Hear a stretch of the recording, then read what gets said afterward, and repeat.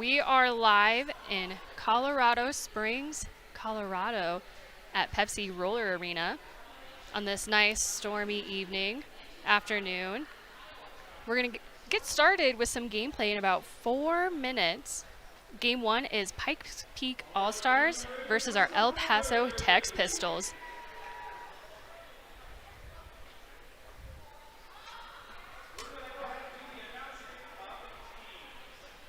They're going to do some team roster announcements here in about 10 seconds.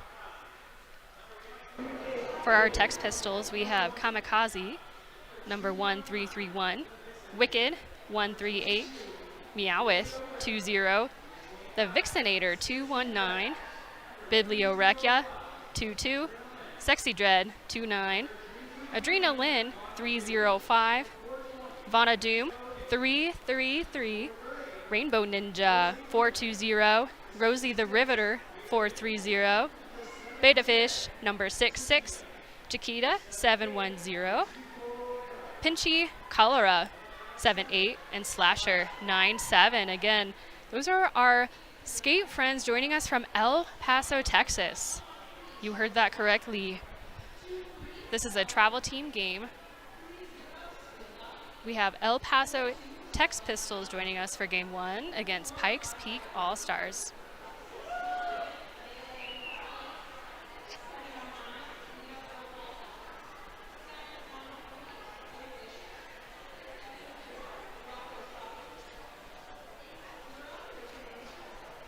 If you're looking for tonight's program, we have gone digital.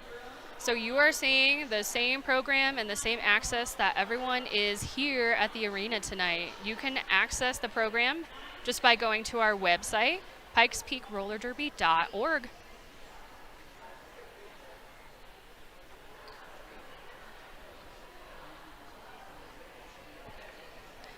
A little more than 2 minutes until gameplay.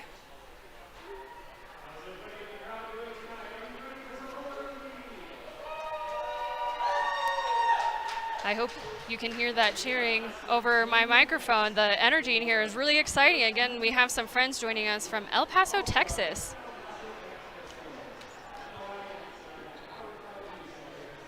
Tonight, your All-Stars, Pikes Peak Roller Derby, you have Short Stack, 113, Helm, 23, Spilla, 30, Sluggernaut, 42, Bye Bye Birdie, 44, Millennium Falcon, 607, Repeata Repulsa, 709.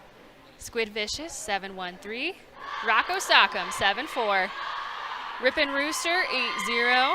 Triceratops, 87. Ivana Tormentia, 910. Starstruck, 911. Tenacious Cheese, 92. And Stumpy, 97. About 1 minute until that first whistle. Pikes Peak is lining up on the line. They're ready to go. I see Stumpy, Birdie, Ivana, and Helm. Helm is your pivot. Zippy is your jammer for Pikes Peak.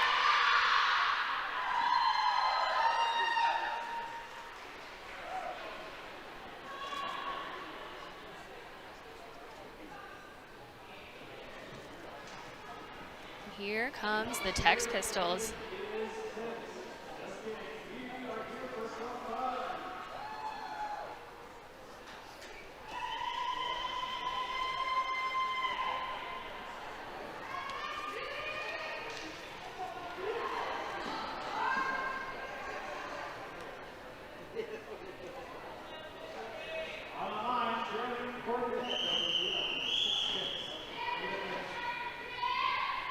I see number 86 on the line for El Paso.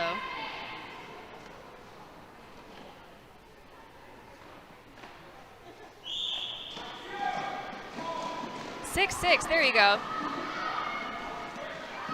That solves my big mystery. I didn't see them on my roster at first. I thought it was 8-6, but we have 6-6 Beta Fish, your jammer for El Paso, who's now your lead jammer.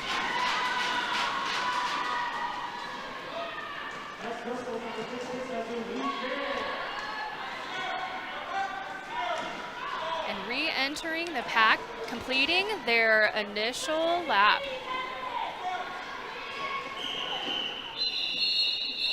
Beta Fish called it shortly after. That leaves Zippy with no initial. No initial, meaning they did not complete their initial first lap.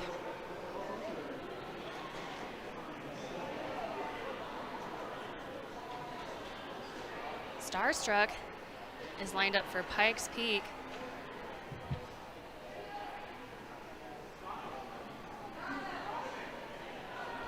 And I believe it's Chiquita, 710, lined up for El Paso Tex Pistols. I'm doing my best reading numbers from all the way up here. If I make a mistake, I'm happy to correct myself. But at Pepsi Roller Arena, I'm sitting just above all the spectator bleachers. I think the best spot in the house, in my opinion. We are in a timeout, officials timeout. With that, I'm going to shout out our officials. We can't have gameplay without officials, most of whom are volunteers. Skating officials tonight, we have Marquis DeSass, Junior Who, Bell Bruising, Happy Bones, Beth Arena, and Serious Business.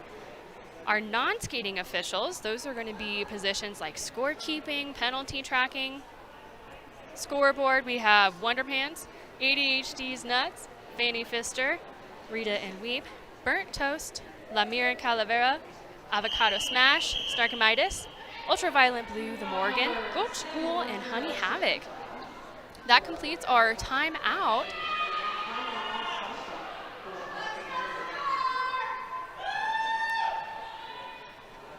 Helm number 2-3 is in the box for Pikes Peak. Pikes Peak's pivot is starting in the box. That means they just don't yield a pivot for this jam.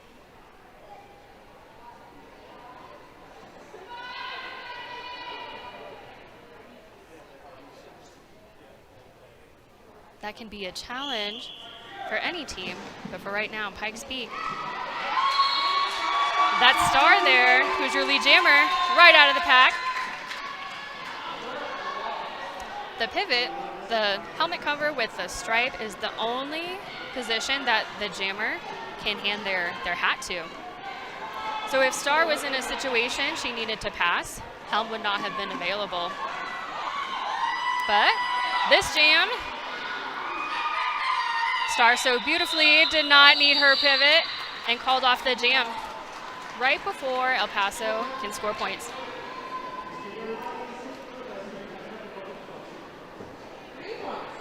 Spilla is on the line for Pikes Peak.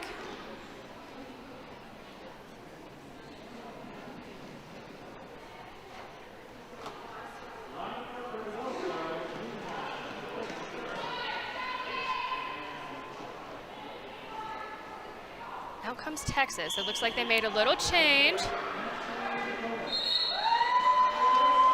And Spilla right off the line, out the pack.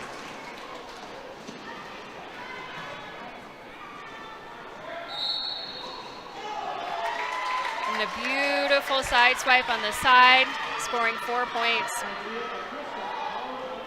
El Paso jammer Pinchy Calora is heading to the box. This is a power jam for Pikes Peak. Power jam meaning there's only one jammer in play. This means that they are the only team that can score points. And I do believe I need to correct a mistake earlier. The jam previous to this, it was Pinchy Calora who was your El Paso jammer. Spilla got hit out and has to go back behind all the hips of the opposing team. That's why you saw her skate back. The Tex Pistols jammer is back in gameplay. And they still need to complete their initial lap. 4 more points for Pikes Peak. This is a really good position for Pikes Peak. They can keep scoring points while El Paso is still working on their initial lap. Again, you can't score points on this first lap. You got to get out of the pack first initially, and then you're eligible to score points. Let's see if Spilla will get a few more hips, if you will, to score points before El Paso enters the pack again. Ooh, an apex jump. that was legitimate. They jumped over the apex, which is kind of the side of the track, and they stayed in bounds, meaning they kept their points that they scored.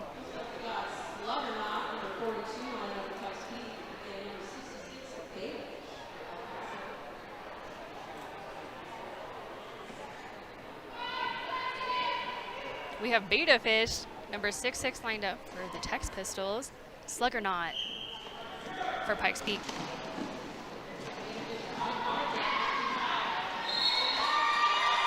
Sluggernaut, who's now your lead jammer. Oh, we got two blockers up front for Pikes Peak, keeping that jammer from exiting at first. They went too far, however. A pack has to stay a certain feet together. I believe it's 20 feet. So that is one technique you can do as a jammer, is kind of just keep pushing and fighting until you get 10, 20 or so feet, whatever the situation is, ahead of the pack. The officials will call that there's too much space and they have to let you go.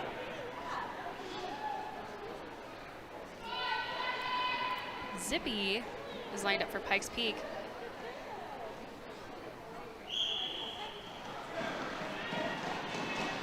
I believe it's Chiquita for El Paso. Zippy Longstocking zipped right out, is your lead jammer. Couple hard hits from Birdie. Birdie held them back. Did get a penalty. It looks like a direction penalty. Birdie is heading to the box as a blocker for a direction penalty. Direction meaning when they hit the jammer went a different direction that was not forward, right? So if you're looking at the track now, everybody is skating a counterclockwise direction.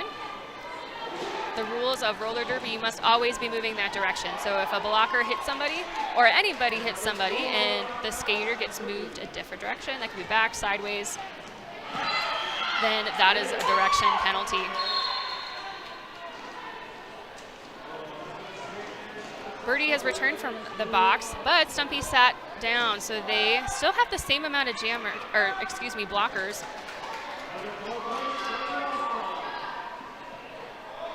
Despite that, still a couple excellent hits from Pikes Peak. They're really keeping that jammer in the middle of the pack. And El Paso passed to their pivot. That is a star pass. However, it looks like that was not a legal star pass. But the jam was called off before they could rectify that. So again, the only person a jammer, the one with the star, can pass the star to is that pivot with the line. Both jammer and pivot need to be standing up and in bounds to do that pass. So a jammer cannot be outside the pink tape, out of bounds. They cannot be on the floor after a hit. It must be up and in bounds. That's Starstruck, who is now your lead jammer for Pikes Peak. Pinchy Calora is your jammer for El Paso Tex Pistols, and we called off the jam shortly after. I believe that was an official call off, making sure everyone's safe. I see head ref there, Marquis de Sass, call a official timeout.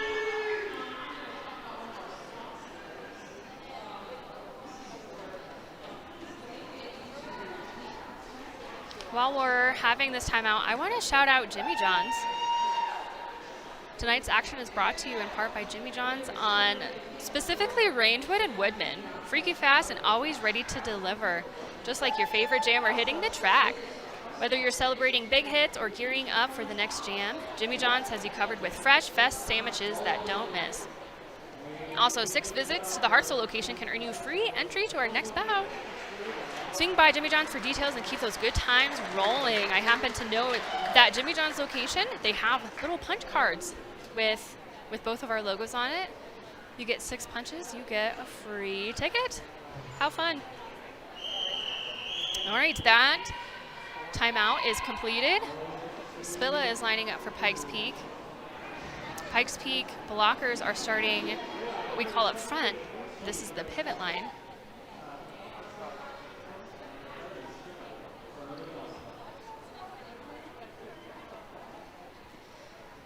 Pinchy Kalora is on the line for the Tex Pistols. Pikes Peak rolled back and is now starting on the jam line. Joined the Tex Pistols. Pinchy Kalora is your lead jammer.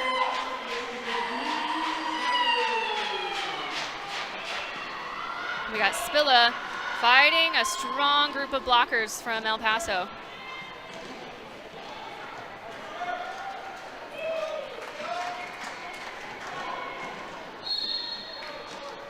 All right, both teams have, at that point, completed their initial lap. El Paso, Texas called it off. There's a few strategic reasons why you do that. The main one being if your opposing team is beginning to score points because they completed their initial laps, you can call it off just to simply keep them from scoring points, even though that means you also don't score points.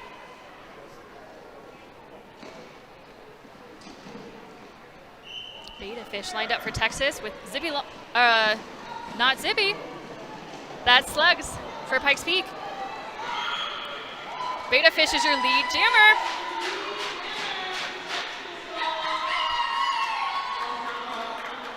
Slugs right behind them.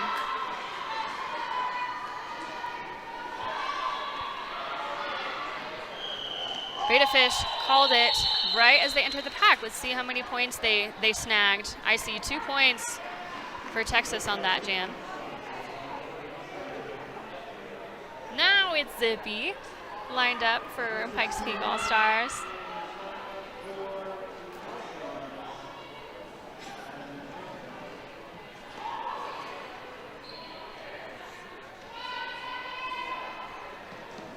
I believe it's Wicked lined up for the Tex Pistols.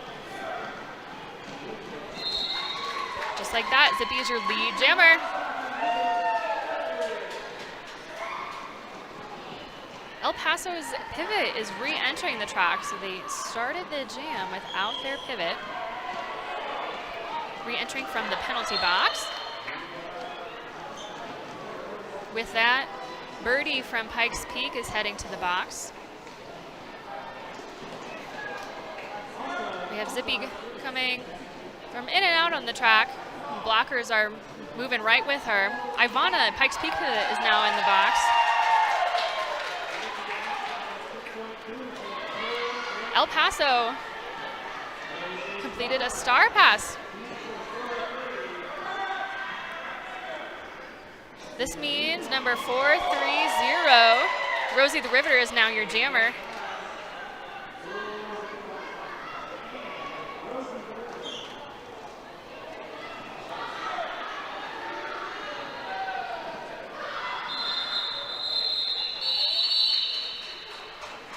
And the box has cleared out just at the end of that jam, so everyone is starting with a full lineup.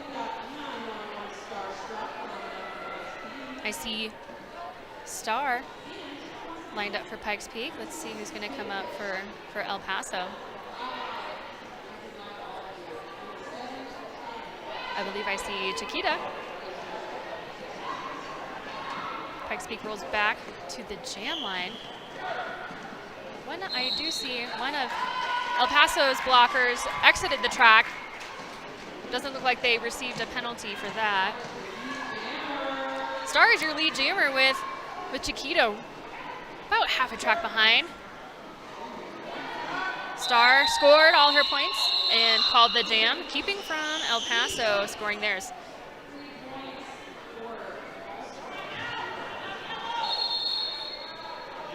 All right, that is a timeout for El Paso, Texas.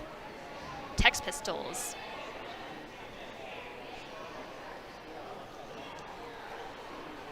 While that team is utilizing their timeout, I'm going to shout out Main Nerve Tonight's bout is proudly supported by Main Nerve Cybersecurity, helping businesses stay protected, resilient, and one step ahead, just like a strong defensive line on the track. Main Nerve Cybersecurity works behind the scenes to keep systems safe so you can focus on what matters. And a special shout out to the owner, John, a huge fan of Pikes Peak Roller Derby, who's likely cheering alongside you tonight. We appreciate your support, John. Thank you.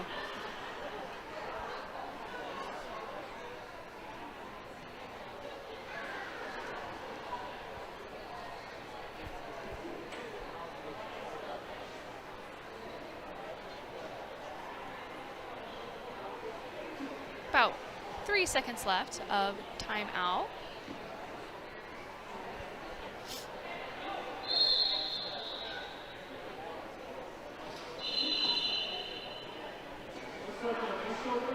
With that, it looks like Pikes Peak is the team that called an official review. So this means captains from both teams, they're going to deliberate with the officials. They have something they'd like for review. That can be a score, that can be a penalty they think should be assessed or not assessed. Pikes Peak has one of those objections, if you will, that they want to bring up to the reffing crew. So that's what you see them doing there in the middle, all the captains and officials hearing what that official review concern is. The refs will chat and deliberate what the outcome will be, and they will let the teams know. If I happen to hear what specifically they're challenging, I'll let you know. I may not. Like I said, I have the best seat in the house, which is just up behind the bleachers here at Pepsi Roller Arena.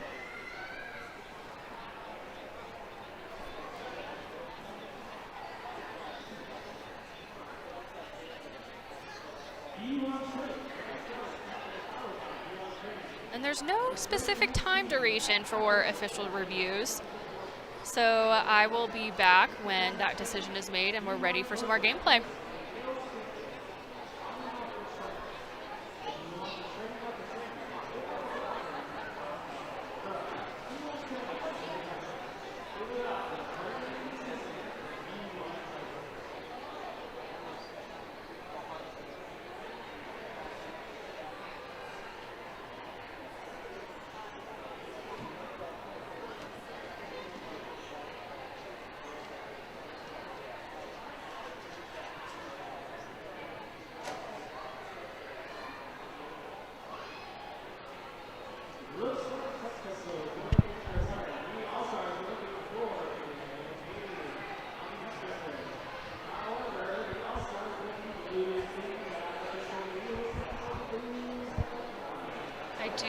I heard Tally, the in-house announcer, announce that the All-Stars were not granted that official review. Again, if I missed that or I'm incorrect, I'll happily correct myself. I believe that All-Stars did not get their official review granted, so all scores stand. 61 All-Stars, 20 Texas Pistols remain, and all penalties remain.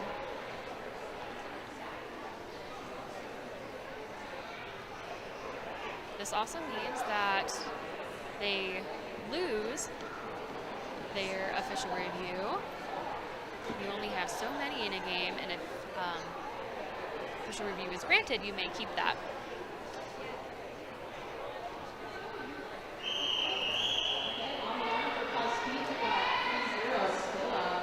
That was the whistle for continued gameplay.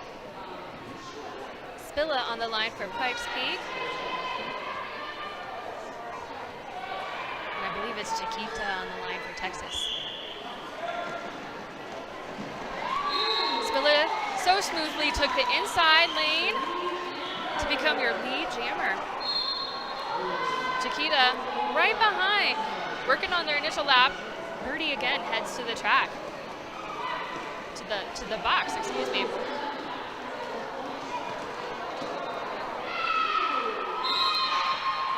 Spilla calls it, and both jammers made it out.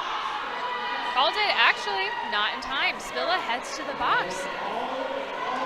Spilla is in the box for a penalty. This means we are going to have a full 2-minute jam.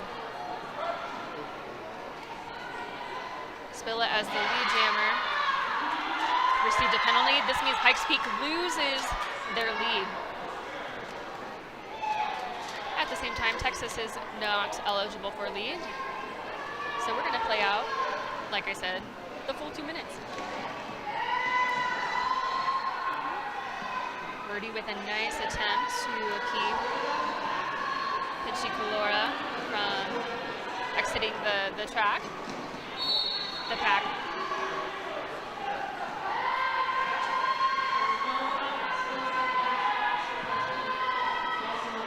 Looks like Spilla returned and then immediately went back to the box. Again, if I catch what penalties are, I'll share, but I don't always see them from up here. El Paso's pivot has also headed to the box. Oh my goodness, it's a party, I guess. I'm kind of having FOMO. Pikes Peak has 2 blockers in the penalty box and their jammer, along with 1 Texas blocker.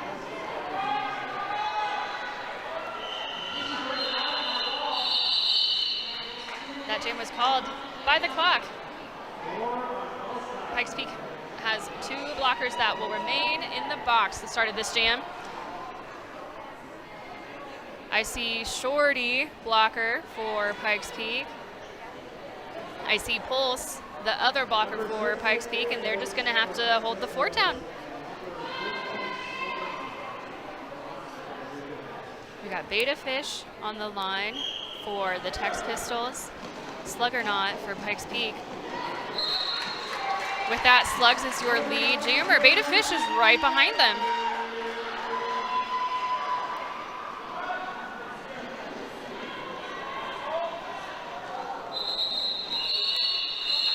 Slugs re-entered the pack, went out and called the jam. Again, strategically, this is likely so the opposing team, the Tex Pistols, don't have the opportunity to score points.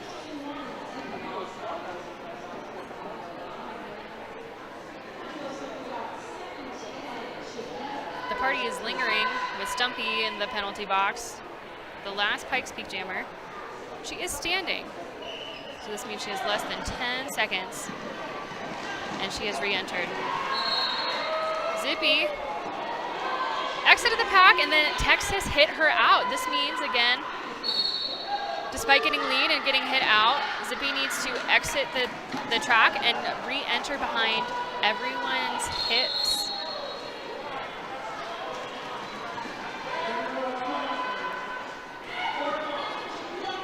Let me see what the jam ref's hands are doing. It looks like because of that, Zippy actually is not your lead jammer. I see her ref's hands indicating that she is not lead jammer.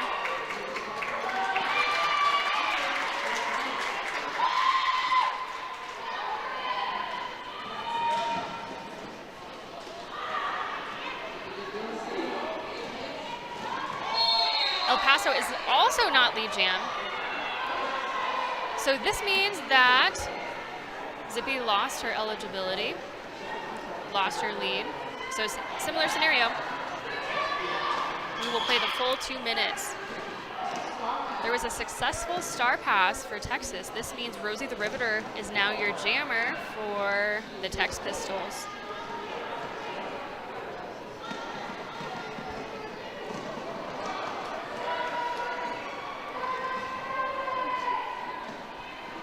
Rosie comes out of the pack, puts that star hat on, which is important.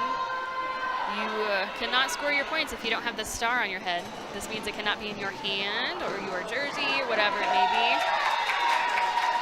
Zippy returned from the box and is scoring points for Pikes Peak. Birdie is going back to the box. I haven't been keeping track of how many penalties, but a skater may only have 7 penalties before they are ejected from the game. Pikes Peak is calling a timeout.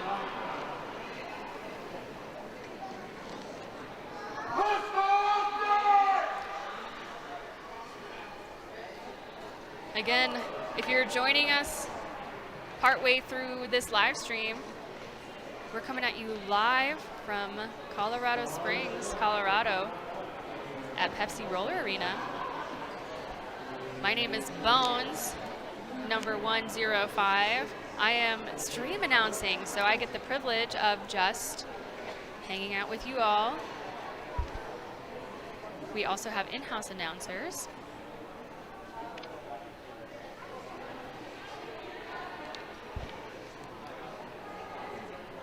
Here on Roller Planet, you can find us always at the Roller Planet YouTube channel.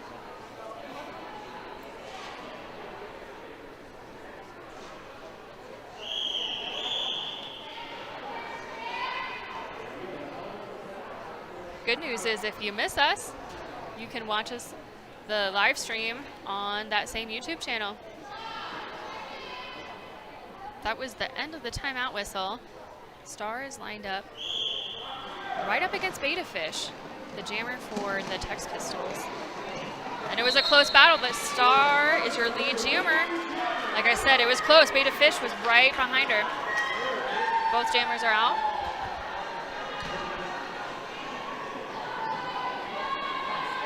And we'll see if Star is going to try and snag points quick and call it. Which she does, with the help of her blocker, Shorty, who just now, as you saw, blocked the other team's blocker, even though they weren't keeping a jammer back. That is a strategy to keep that skater back, so Star has an easier time passing their hips to score points.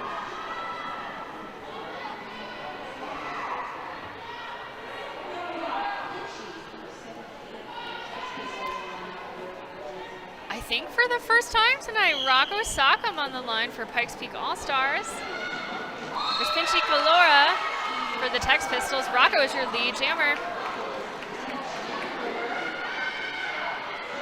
You just saw Spilla hit out Pinchy Kalora, and you saw Spilla skate back very quickly. Again, if you get hit out, you need to return to the track behind everyone's hips. So Spilla was trying to bring her back so she had more ground to gain. El Paso had a successful star pass. Rainbow Ninja is now your jammer. Rocco called it out. Called it off, however, right before they could score points.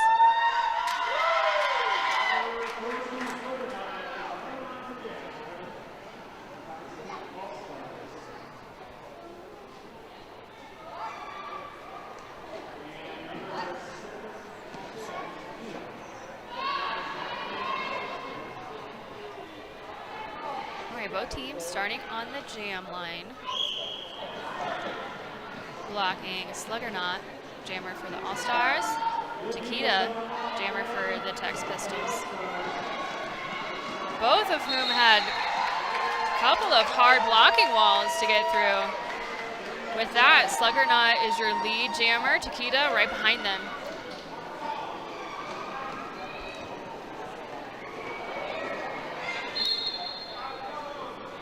Like Slugs thought about calling it, decided not to, whether the coaches told them not to or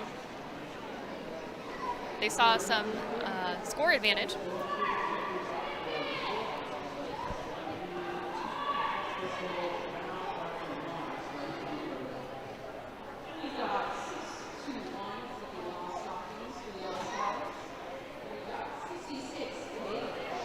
So like I've mentioned, we have our skating colleagues, if you will, joining us from El Paso, Texas.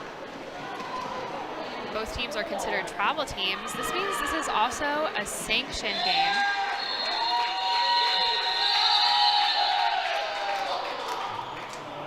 Looks like the jam was called off right as Zippy exited, called off for safety.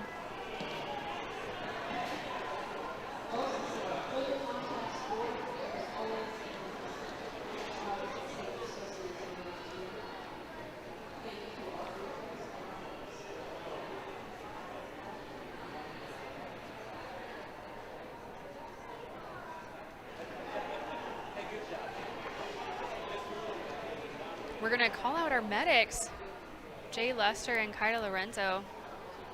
We always have at least 2 medics who are qualified professionals helping us at our bouts. Safety is really important, of course.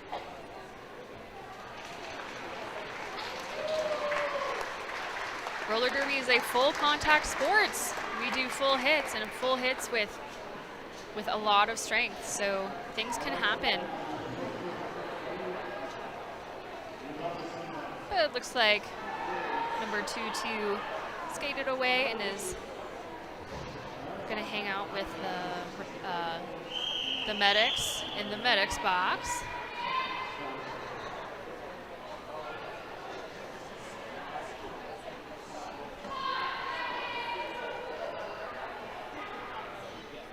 We're going to continue gameplay with Starstruck on the line for All Stars. Beta Fish for the Tex Pistols.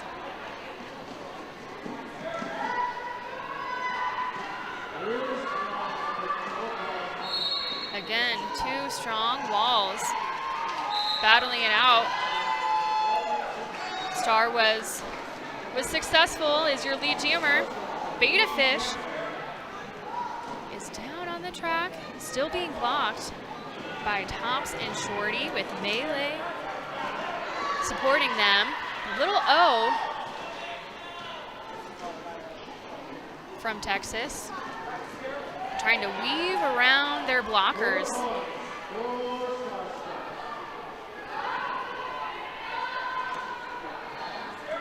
It appears, it's very possible, and it is what it looks like. Sometimes the jammer will stop doing their jammer job or their roll and block the opposing jammer.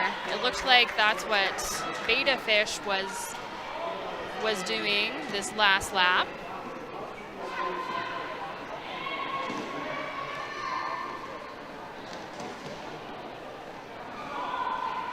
This just gives another blocker for Star to get through, again, to score points.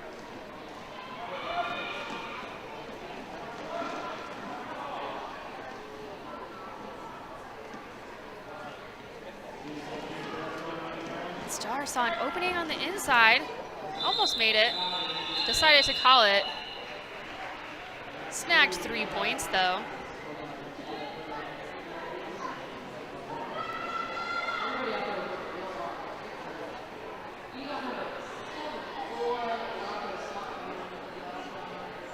I see Rocco jamming for the All-Stars. Let's see who's putting on the star for the Tex Pistols. I see Pinchy Calora.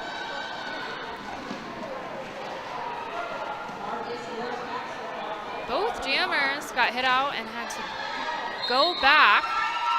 But Rocco found an opening on the outside, has become your lead jammer.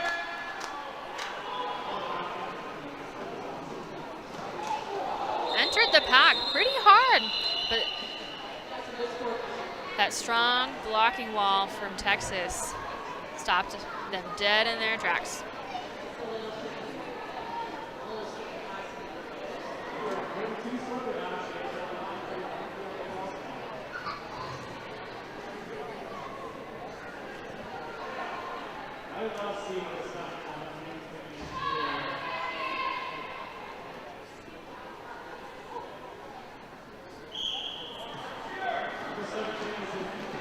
We have Sluggernaut jamming for the All-Stars, Takeda for the Tex Pistols. Again, battling through some strong blocking walls. What strength we see on the track tonight. Melee is heading to the box, along with Shorty. Pikes Peak has 2 blockers in the box. Despite that, Slugger is your lead jammer.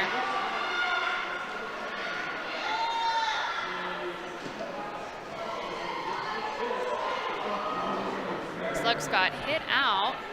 You see them coming all the way back, like I mentioned before.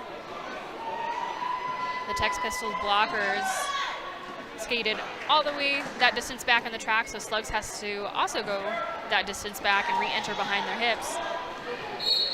If not, that is a cut track penalty.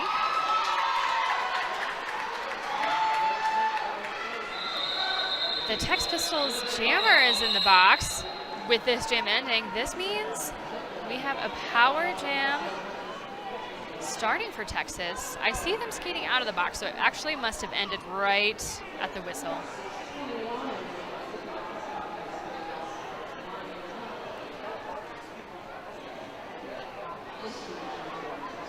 Let's see, I see Zippy on the line for the All-Stars. Let's see who's out here for Texas.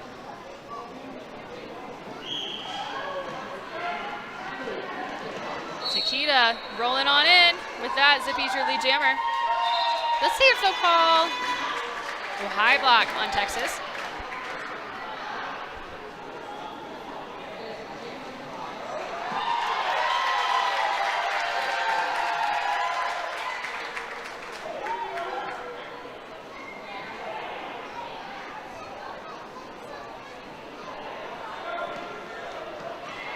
Zippy, 8 points so far.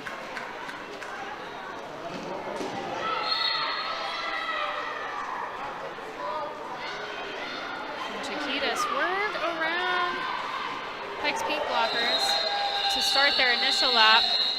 Zippy calls it, again, strategically, so the opposing team doesn't even have the opportunity to score points.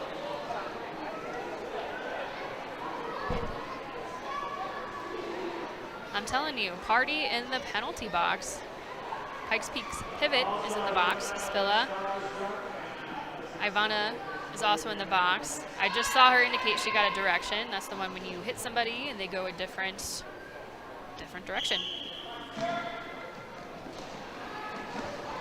Wow, Beta Fish, just like that, is your lead jammer. Pretty much right off the line. Star is also out working on her initial lap. Both jammers are scoring points right now.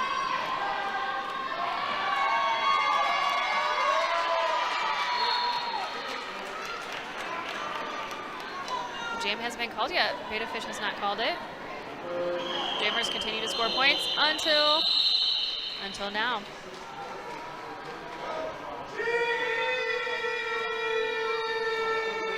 I hope you all heard that. Someone in the bleachers just yelled cheese. They're shouting out tenacious cheese for Pikes Peak. Who's on your jam line? I hope you can hear all the excitement. I can definitely feel it being here.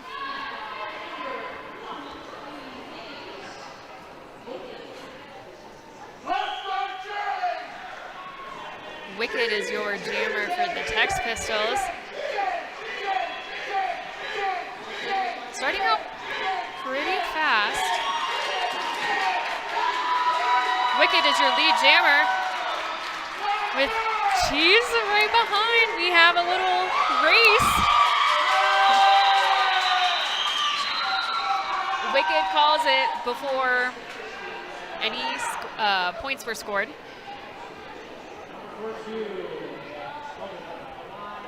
We have Sluggernock jamming for the All-Stars. Chiquita for the Tex Pistols. Both lines of blockers starting in the jam line. I'll point out again, blockers tend to either start on that first line, the jam line, or the second, which is the pivot line. Different plays call for different things. Slugs is your lead jammer.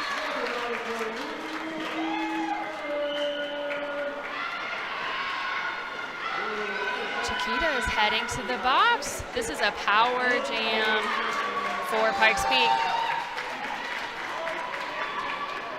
This is an excellent position for Pikes Peak to be in as they have 30 full seconds, just them to score points. You saw a play done by Pikes Peak there with their blockers. That was some communication on the track from tops to slugs. indicating that slugs actually stayed in bounds and they were good to keep going.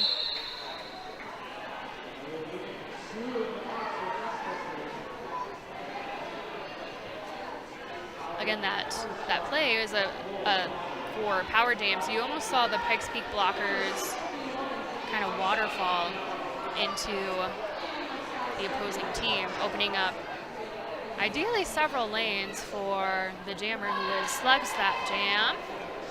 The power jam continues with Zippy this time. Chiquita is still in the box completing their penalty, re-entering now. But that gave Zippy enough time to get lead jam.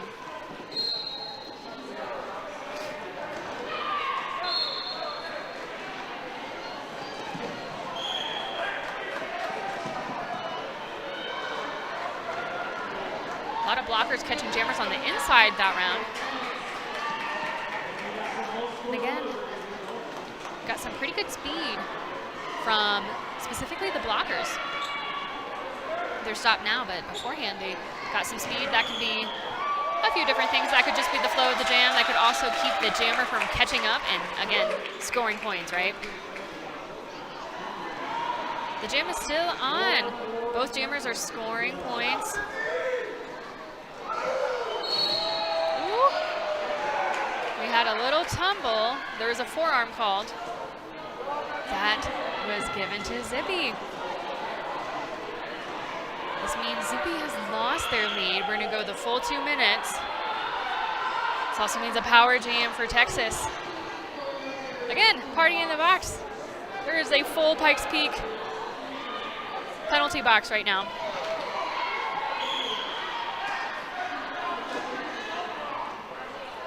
That leaves Spilla. Oh, interchanging. I was just about to say Squid was holding down the fort. Squid has gone to the box. Stumpy finished for her penalty. All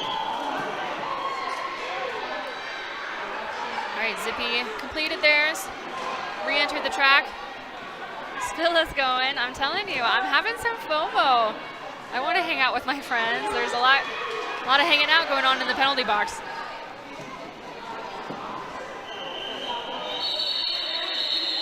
All right, that jam is called. Again, full 2 minute jam. That also starts out our intermission. Here at the arena, we'll do sometimes different entertainment opportunities or a game called Chuck-a-Puck Classic during intermission. We'll let you go until then, and we'll be back in about 15 minutes for period 2.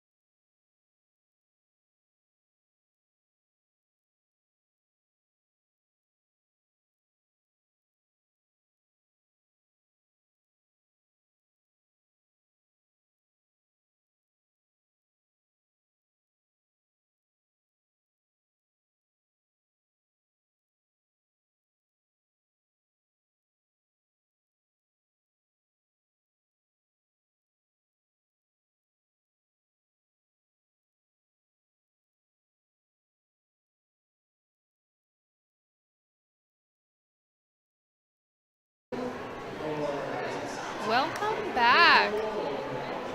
We have about 2 minutes left of intermission for game 1.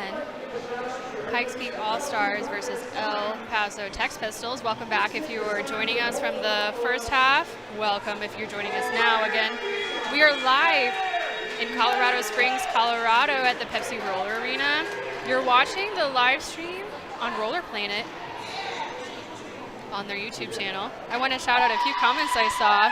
We have a hello from El Paso, from Shaggy Mark. Hi. Harm is watching from Vermont. Hi, Harm. Former teammate. Miss you. Shout outs for Beta Fish. Shout outs for El Paso.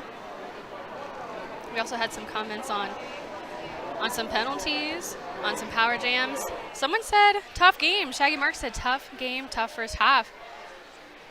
It is a lot of hard hits, hard blocks. We have about 1 minute left until we get started with the second half of All-Stars versus the Tex Pistols. So I briefly mentioned earlier, both of these teams are considered travel teams. This is a sanctioned game. Pretty much means it's official. We do have official rankings through the Women's Flat Track Derby Association. So if you want to learn more about that or see those rankings, you can go to the internet, search Women's Flat Track Derby Association, get all sorts of info on not just these two teams, but all the teams in the U.S. and internationally. About 10 seconds left until that first whistle of the second half. We have Zippy lined up for the All-Stars, Beta Fish for the Tex Pistols.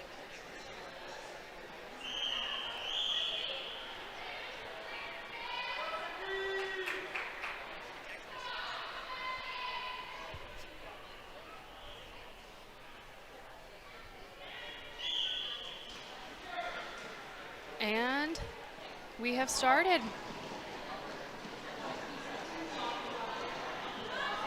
Zippy fighting on the inside. Beta Fish snuck their way out on the outside. So they are your lead jammer. Oh, with that, Zippy goes to the box for a penalty. This is a power jam for the Tex Pistols.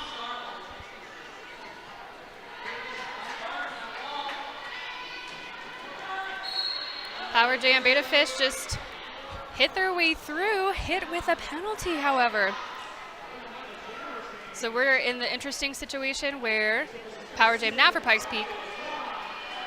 So there always has to be an active jammer during all gameplay. This means that Zippy served a little shorter jam until Beta Fish sat down. Zippy was released. But do not fear, Beta Fish serves the same amount of time that Zippy serves. So they both serve shorter jams, or penalties. And Spilla made Beta Fish re-enter pretty far back from the pack, but they are fighting their way through. Fighting their way through Spilla's infamous teapot. Boy, can I emphasize with that and empathize with that.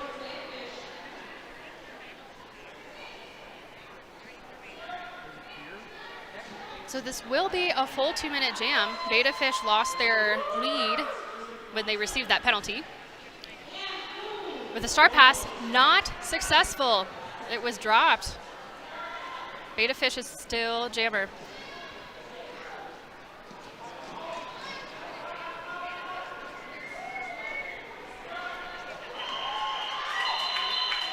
Zippy completing their 2-minute jam. Let me tell you, 2 minutes does not seem like a long time, but when you are in that jam, it feels like a long time. We have an official review. Pikes Peak called this official review. Again, official review. Teams can ask officials to reconsider either a score, a penalty, whatever it may be.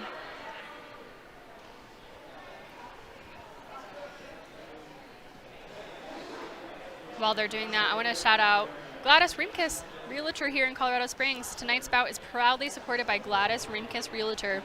your MVP in real estate. Gladys brings excellent service, local expertise, and a people-first approach to every client she serves. From the first homes to next chapters, Gladys is known for her dedication, strong communication, making the process feel smooth and stress-free. And if you spot her on the track tonight, you're not imagining things. She's not just helping clients win in real estate, she's skating in one of today's games. 2 is our Dora the Destroyer. Be sure to cheer her on and off the track. That is true. Dee Dee should be joining us the next game, the Slamazons versus the Whippers.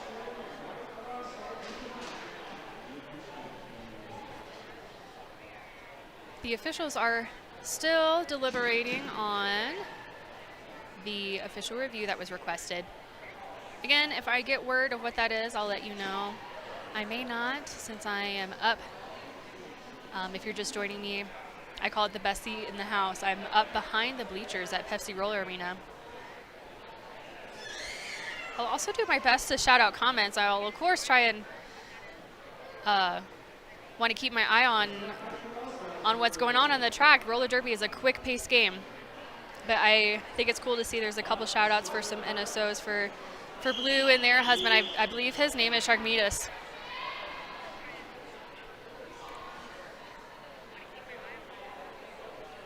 Who they met at RollerCon.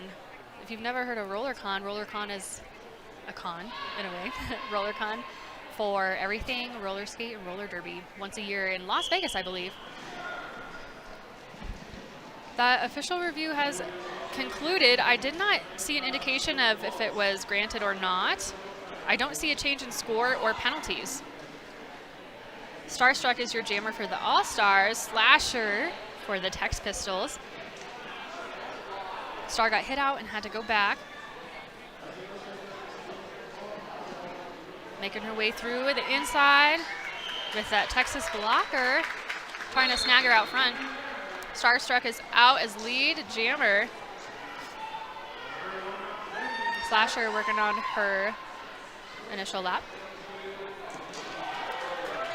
It was kind of like a mini skip jump, apex jump. That was successful inbounds. Star looked also very excited for that.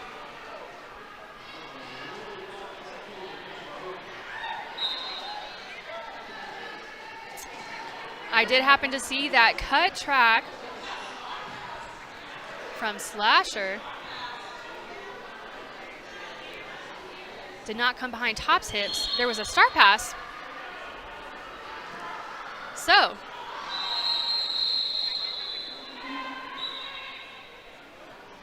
the reason the game stopped, I believe I caught this. That penalty happened before that star pass. So this means that the star pass was not valid and not complete. So Texas needed to go to the box as a jammer.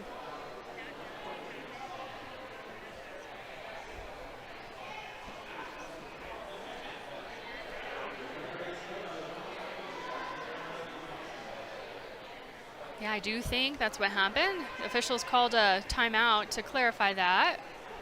Looks like I see them at the scorekeepers talking to the NSOs over there to clarify points. Because obviously if that jammer was supposed to be in the box, that star pass was incomplete. Those points are not valid. They do not count.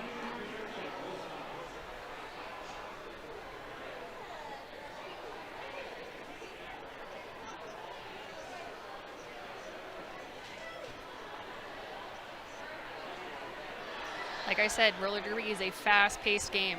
Something that's very easy to miss, but still important to clarify. Especially, like I said, for a sanctioned game.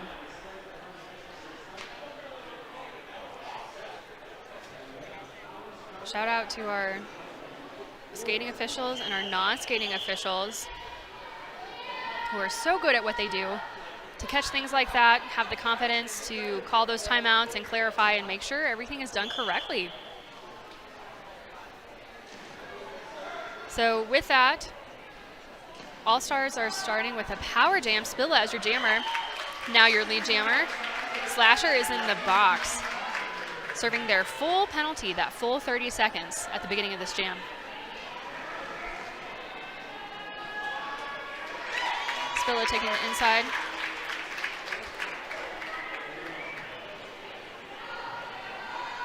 Pikes Peak is setting up for that play this previous lap. Spilla was able to get by on the inside. Now they're setting up for that incoming jammer for Texas. Slasher has re-entered. Fighting, so much strength. Attempting a star pass, that was successful.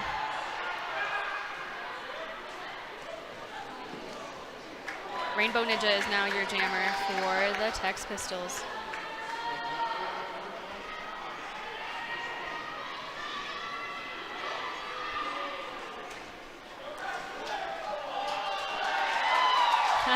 Cool little trick from Spilla.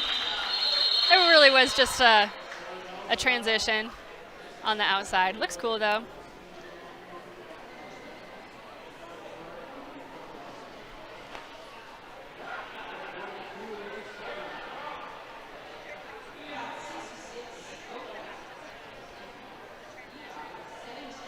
I see Sluggernaut lined up for the All-Stars. Once I see my friend from Texas, their number, Chiquita, jamming for the Tex Pistols. Slugs fought their way from the top of the pack there, receiving lead jammer. Tops holding back Texas, with Shorty right behind, hitting Texas out. Again, you just saw Tops and Shorty quickly skate towards the back of the pack. That's so Chiquita had to also go to the back and get some ground back. Beta Fish is your pivot, was trying to hold back Shorty.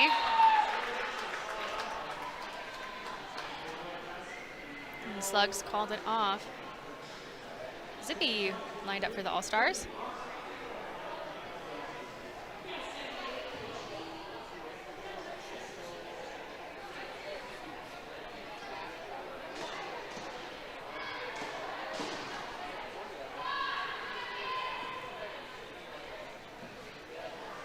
So I see Texas around Pikes Peak's pivot, kind of in the middle of the pack. Wasn't towards pivot line, wasn't towards the jam line. Pinchy Colora is your lead jammer. Zippy's chasing her. Both jammers are on their initial lap. Both are now eligible to score points. Both jammers receive 3.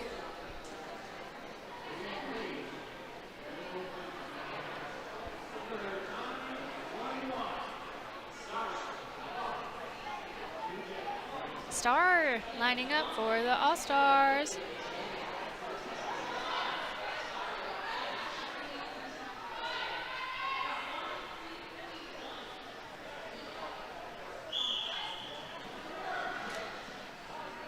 Kamikaze for the Tex Pistols, who I believe is their first jam as jammer.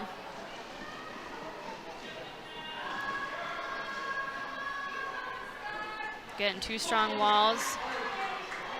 What I love about this game specifically are just the strength in not just walls, but jammers too.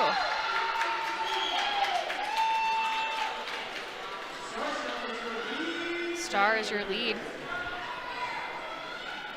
Kamikaze fighting their way, Pulse stops them. Attempted star pass, successful.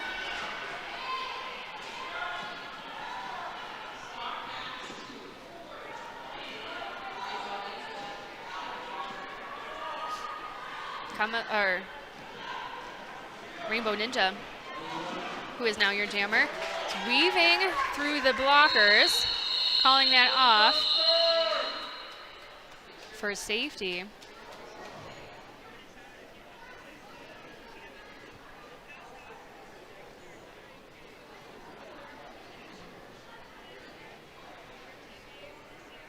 Again, shout out to our medics. Jay and Kaida, thank you.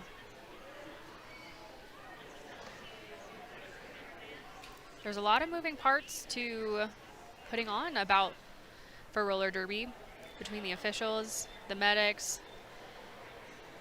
We also have volunteers like photographers, people who just volunteer their time to help the sport run at the front, at the ticket table and the merch table. Roller derby is a community.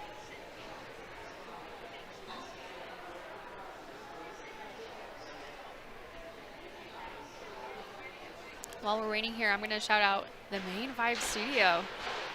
Tonight's action is brought to you by the Main Vibe Studio, your go-to salon and barber for bold color, detailed cuts, expert beard work, and every style in between. Whether you're after a quick cleanup or a whole new look, they've got you covered. And it's owned by our very own Fanny Pfister. Show them some love and keep the vibes rolling.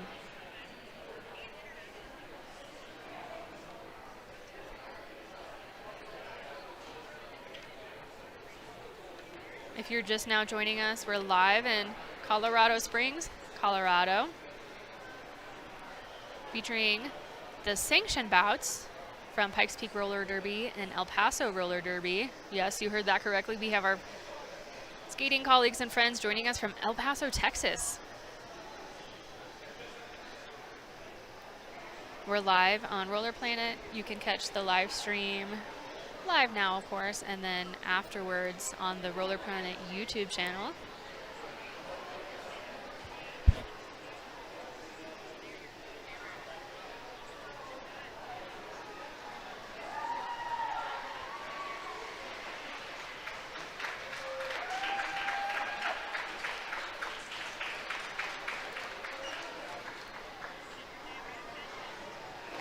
All right, Pikes Peak is rolling out. I see Spilla jamming. Pikes Peak blockers are setting up on the jam line.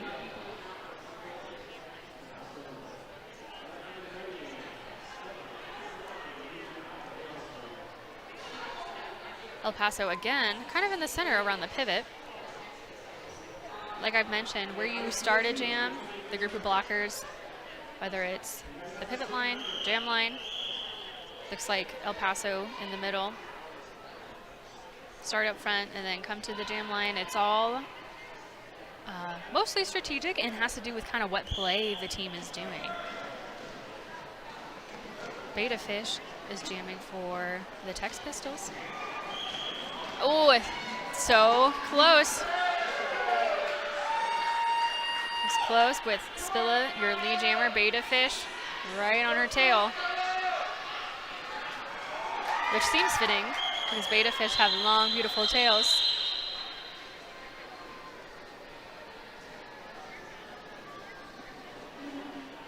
Slugs is lining up, jamming for the All-Stars.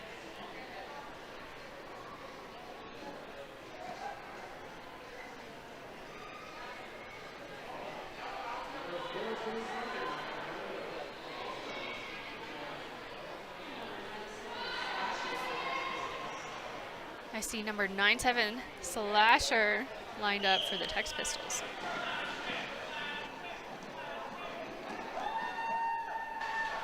I hope you heard that. You could also hear someone cheering for Slasher in the stands here. Slugs is your lead jammer.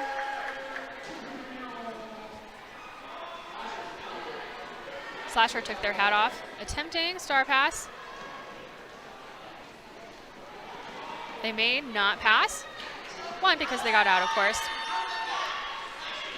Also, the pivot was no longer an optimal position, so it no longer made sense to complete that star pass.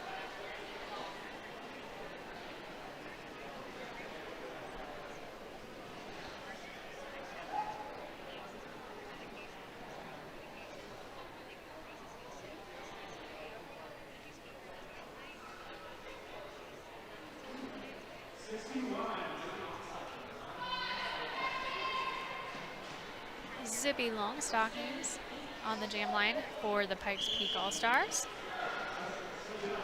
Jamming against Pinchy Colora.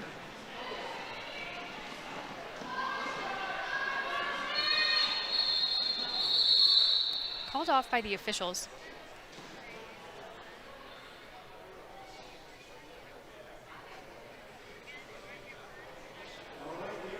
Let's see if I can catch why.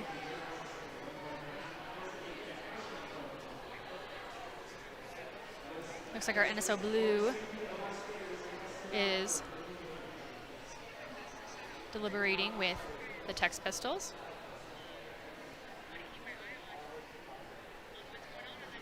For a penalty that's been assessed, it looks like.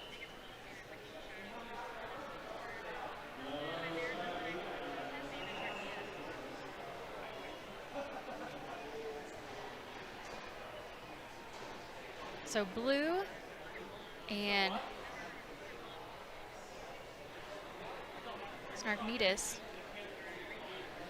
are the two with the clipboards in the center. You can probably see them pretty easily on the live stream. Their position is penalty lineup tracking. So their job is to write down the numbers of every single player that comes to the track for each jam, first of all.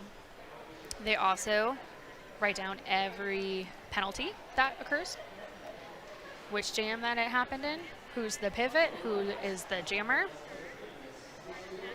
if there was a star pass that happened. So there's a lot going on.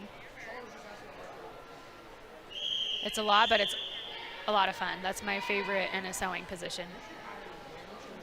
It's also fun to be right in the middle of all the action. Okay, so our game is going to continue. That skater in question is in the penalty box. Zippy is still jamming for the All-Stars, who's now your lead jammer. Chiquita is now your jammer for Tex Pistols, who ran right out of the pack.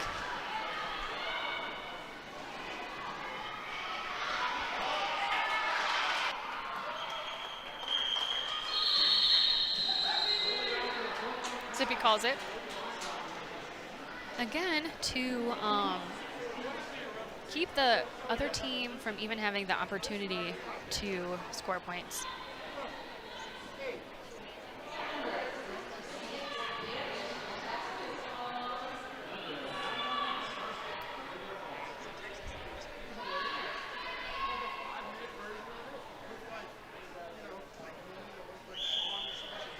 We have another Star and Beta Fish matchup. Star pushing through the pack. Is now lead. Beta Fish looking for the opportune space to hit to kind of really work their way through the wall for Pikes Peak. That's really sometimes all you have to do is be really strategic and intentional about it when it is the most opportune time to hit and go through the pack. Those hits, unfortunately, sent Beta Fish to the box.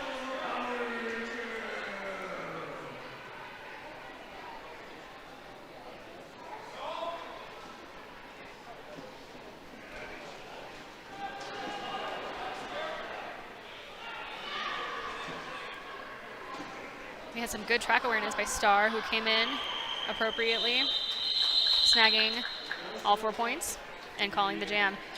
Calling the jam while Beta Fish is still in the box. This means that Pikes Peak is going to start with a power jam while Beta Fish finishes their penalty. Each penalty is 30 seconds. Each skater sits for 20, stands for 10.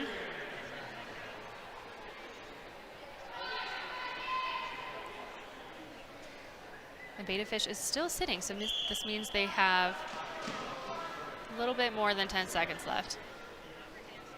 Spilla, again, being strategic on where to weave through that El Paso wall. Found an opening on the outside, is now your lead jammer.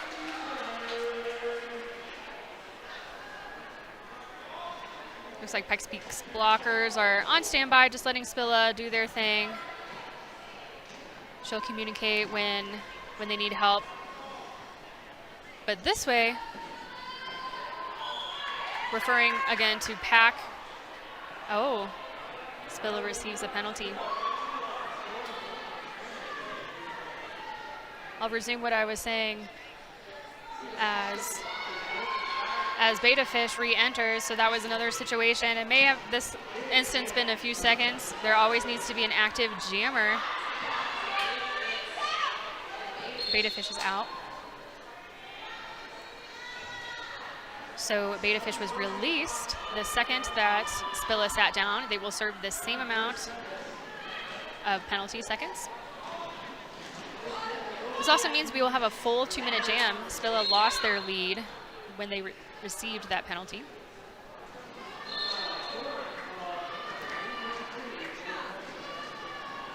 This feels like a very forearm heavy second half, especially. Star pass by the Tex Pistols, successful. Wicked is now your jammer.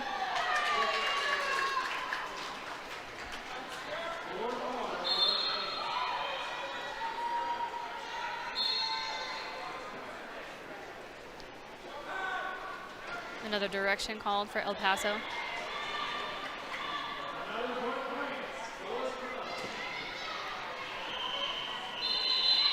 And that was called by the clock, full 2-minute jam.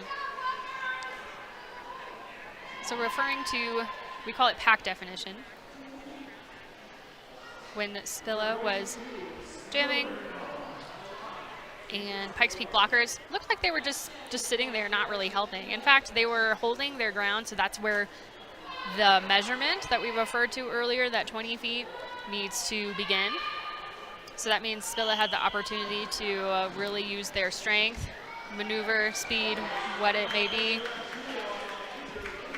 to push that pack forward. And it's just a little easier when your teammates are helping you, kind of like a tent pole, if you will. Slugs is your jammer for Pikes Peak. They also happen to be your lead jammer. Chiquita jamming for the Tex Pistols.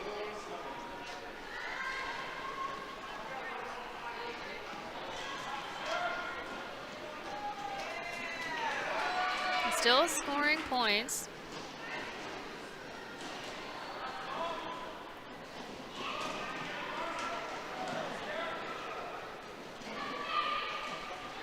Chiquita is proving their strength, first of all, going up against some strong blockers from Pikes Peak.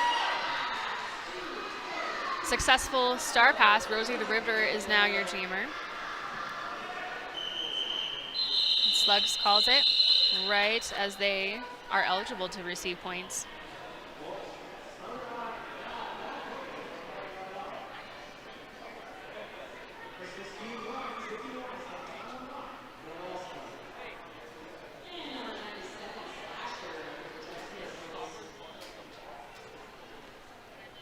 Zippy lining up for the All-Stars.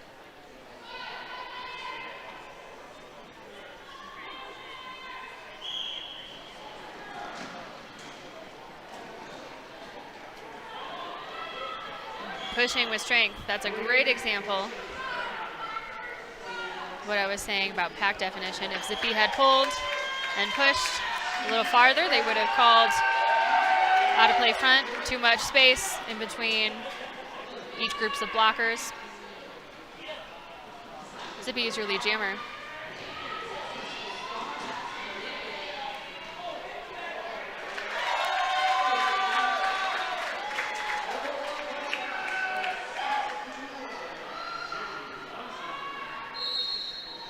Looks like we have a star pass by Wicked, or to Wicked.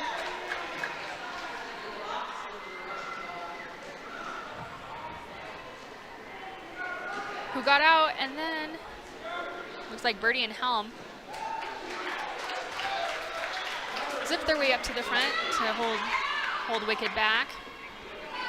Had some nice weaving from Pikes Peak, hitting Wicked out. Again, you see Helm coming back, so Wicked has to go behind Helm's hits.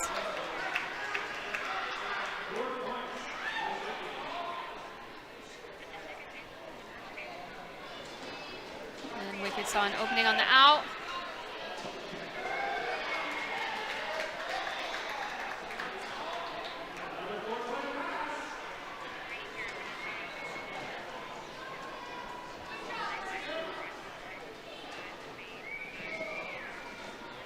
So this jam, either the clock will call it, Zippy can still call it. They probably haven't, because El Paso is still working on their initial. So Pikes Peak is gonna take this opportunity to score points. Just like that. The clock called that jam. That was a full 2-minute jam.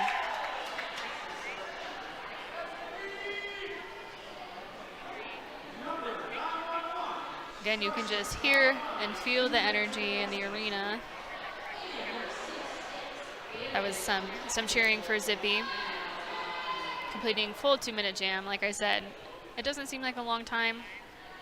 That's one of the hardest things in this sport. Star is your lead jammer.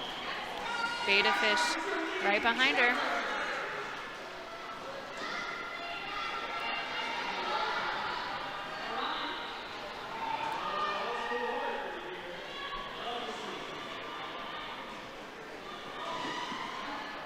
I had a question from someone in the stands during halftime. Their question was, if a jammer gets lead and then the jammer from the opposing team passes them, do they now get lead? That answer is no. Cheese is lined up. You can probably hear Cheese's fan group.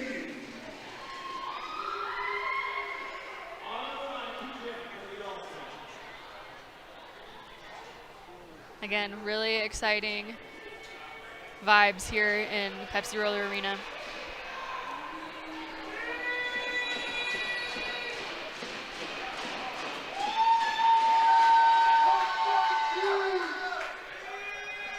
Right now you're watching the live stream on roller.planet YouTube channel. If you want to join us next time at the arena, our next game is featuring our home team, the Royal Infernos. Best team, obviously, not because that's the team I'm on, but that's going to be a Royal Inferno matchup versus the Buzzkills and the Candy Vipers. That will be our September bout. This is game 1 of 2, Pikes Peak Roller Derby versus El Paso Roller Derby. Got less than 10 minutes left of game 1. Game 2 is going to feature the Slamazons versus the Whippers. Chiquita is your lead jammer.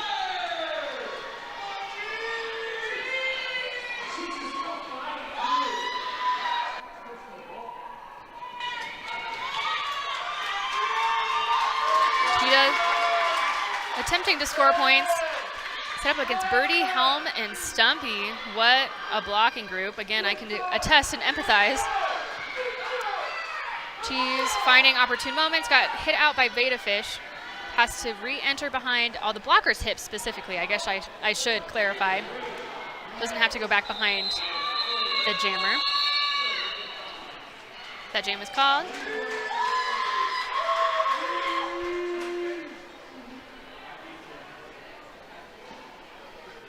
Sluggernaut lined up for the All-Stars.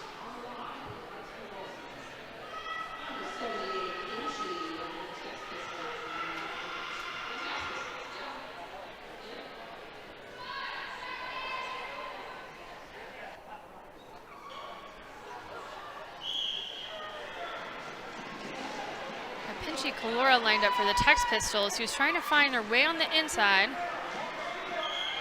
Slugs is your lead jammer.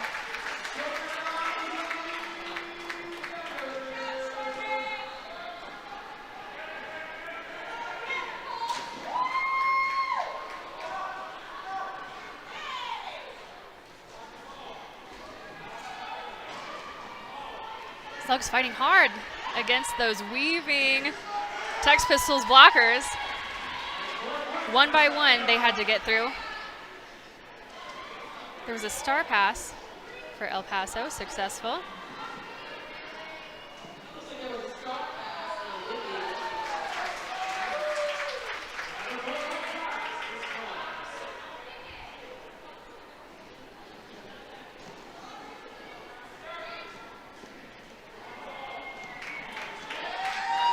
You just saw a good example of Tops hitting out a blocker this time.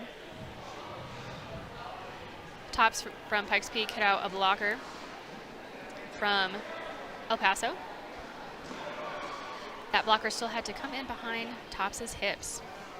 Wicked is now your jammer for the Tex Pistols. They completed their initial lap, just for Slugs to call it off.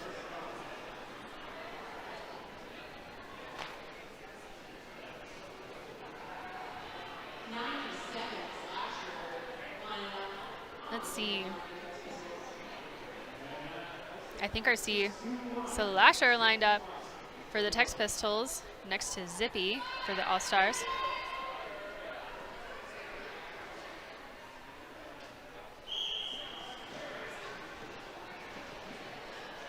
Zippy tried to zip through a line on the inside.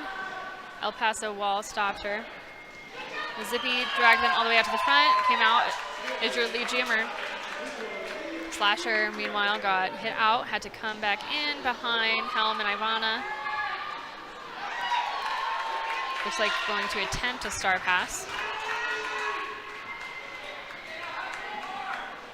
Attempt. Looks like she thought 2-3 was her pivot, was not. Good awareness by 2-3's part.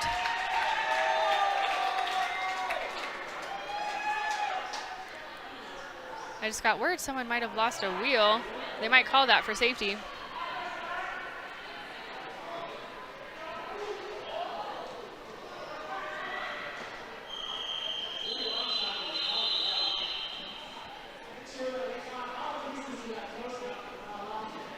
I'm really trying from up here to see if I, 2-9, beautiful. That was Sexy Dread, great awareness on her part, knowing that she wasn't the pivot, even though the jammer was trying to pass her the panty. She didn't take it.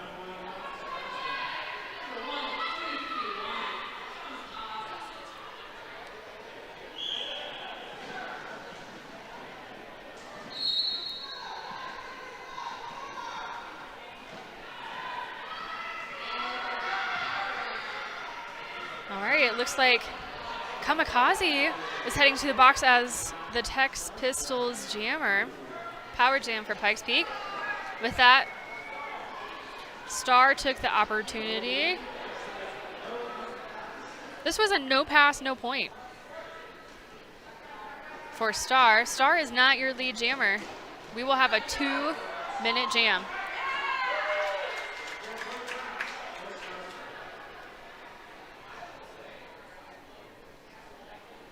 A full 2-minute jam with about 3.5 minutes left. That's huge.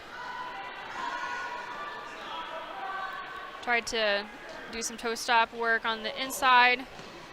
Again, great track awareness. Knew she stepped out, came back in. Kamikaze is back on the track. Completed her penalty. Working their way through Pikes Peak wall. Texas is attempting O while they could. Now they're back to blocking Star.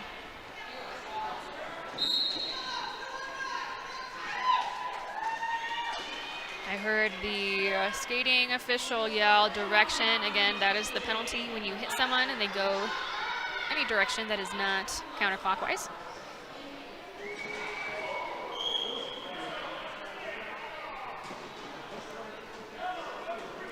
So it looks like in that hit, there was a forearm assessed.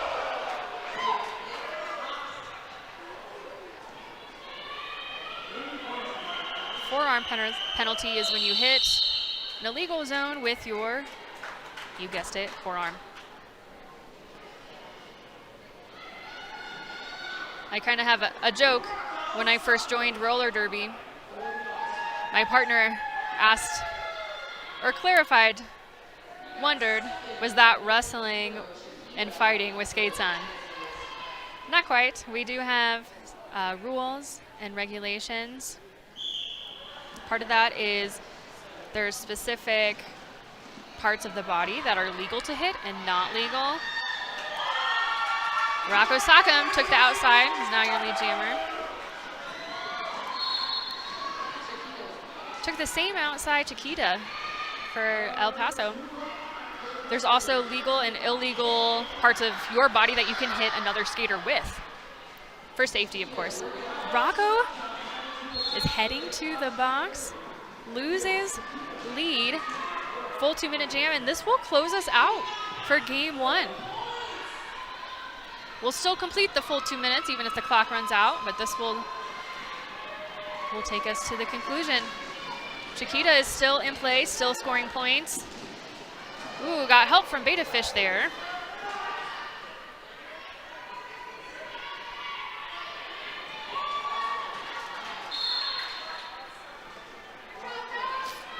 Stumpy was just assessed a multiplayer. Multiplayer is more a rule penalty.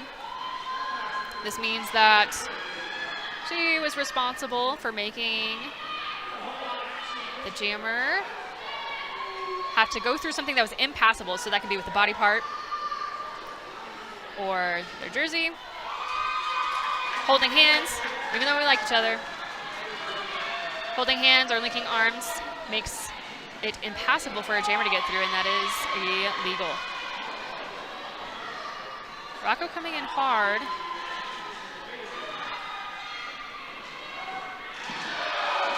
Hit again. Hustling their way back. Oh, good track awareness from Rocco. Like I said, the rule typically is when you get hit out, you must re-enter the pack behind everyone, but if the person that hit you out also falls, you no longer have to abide by this rule. You can just hear the crowd screaming for the excellent conclusion of Pikes Peak All-Stars versus El Paso Tex Pistols. What a game of strength and hard hits. The officials are reviewing the scores right now.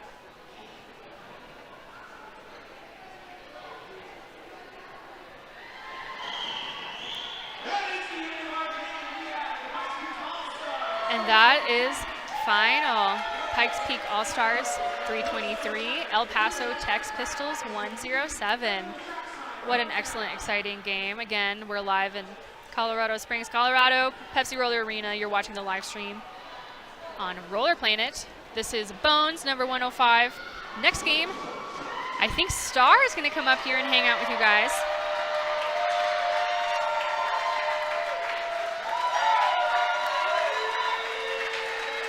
Right now we have All-Stars doing their victory lap. Again, you can hear just the crowd buzzing and cheering.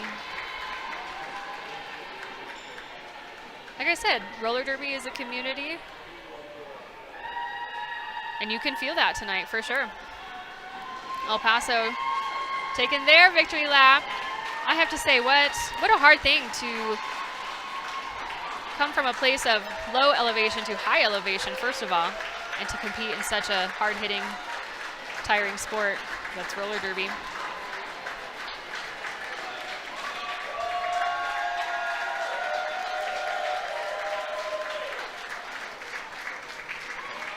Okay. Before I hand the mic over, I want to do another shout out real quick to Animal Dental Care and Oral Surgery. Tonight's bout is brought to you by Animal Dental Care and Oral Surgery, keeping your pets healthy, happy, and ready to show off those winning smiles. From routine cleanings to advanced oral surgery, their expert team delivers top-tier care with compassion, precision. Just like Solid Block on the track, they got your pet covered when it matters most. Give it up for Animal Dental Care and Oral Surgery. Okay, my name is Bones, number 105. I am going to sign off here. Star's going to join you up here for Game 2, Slamazons versus the Whippers. Bye.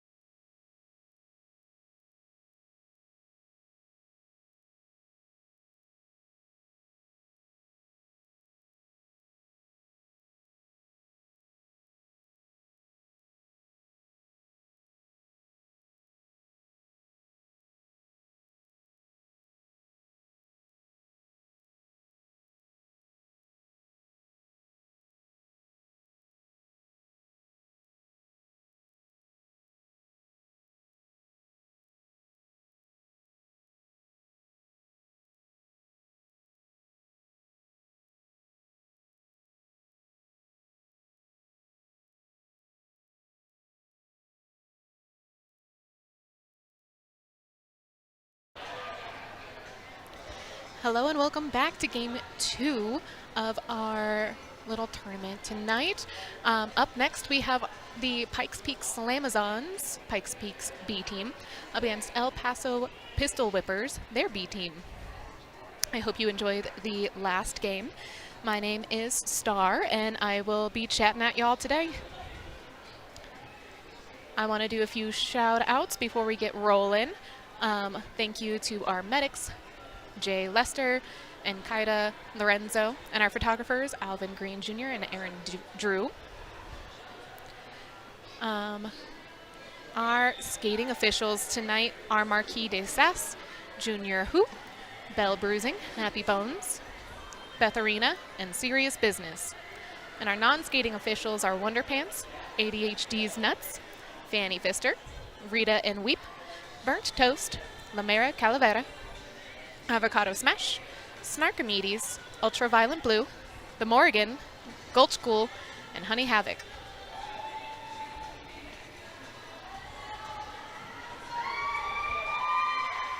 As you can hear, the clock is ticking. The game is going to start.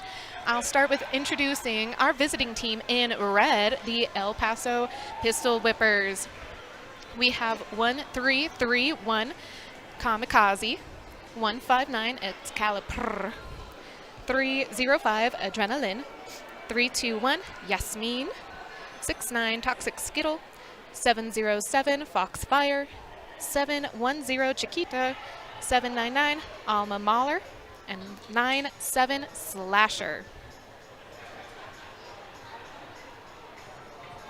And then our hosting team in black are the Pikes Peak Slamazons, starting with 107 Hot Tamale, 123 Dora the Destroyer, 130 Carnal Panic, 331 Christy Cuffs, 34 Maladaptive Mistress, 39 Bruce Wayne, 587 Short Circuit, 66 Slayer Moon, 713 Squid Vicious, 720 Bob Gnarly, 74 Rocco Sock'em, 75 Shark Bait, 8 Sweet and Sour, 92 Tenacious Cheese, and 99 Atomic Ash.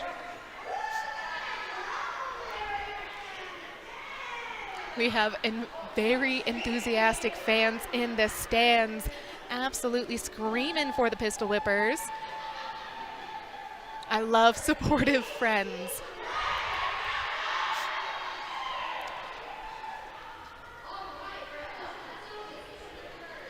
Our whistles will be rolling in about 2 minutes, so I'm going to fill some airtime. Hello, hello, hello.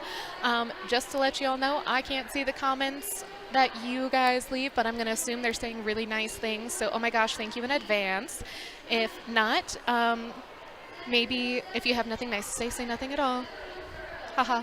My mama taught me that. Anyways, I'm going to do a quick shout out to one of our sponsors, Becky Briggs Law. Tonight's action is proudly supported by Becky Briggs, a skilled defense attorney dedicated to protecting the rights of her clients with expertise, strategy, and tenacity. Just like a jammer navigating the pack, Becky Briggs fights hard to keep her clients safe and strong. Give it up for Becky Briggs Law, defending our community both on and off the track.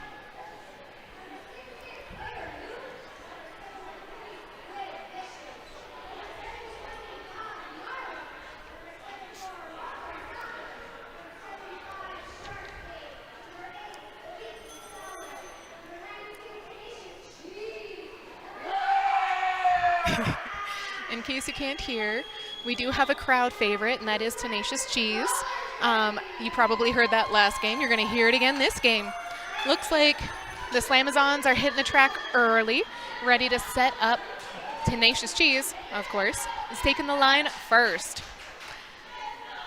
Out there we have Slayer as a pivot.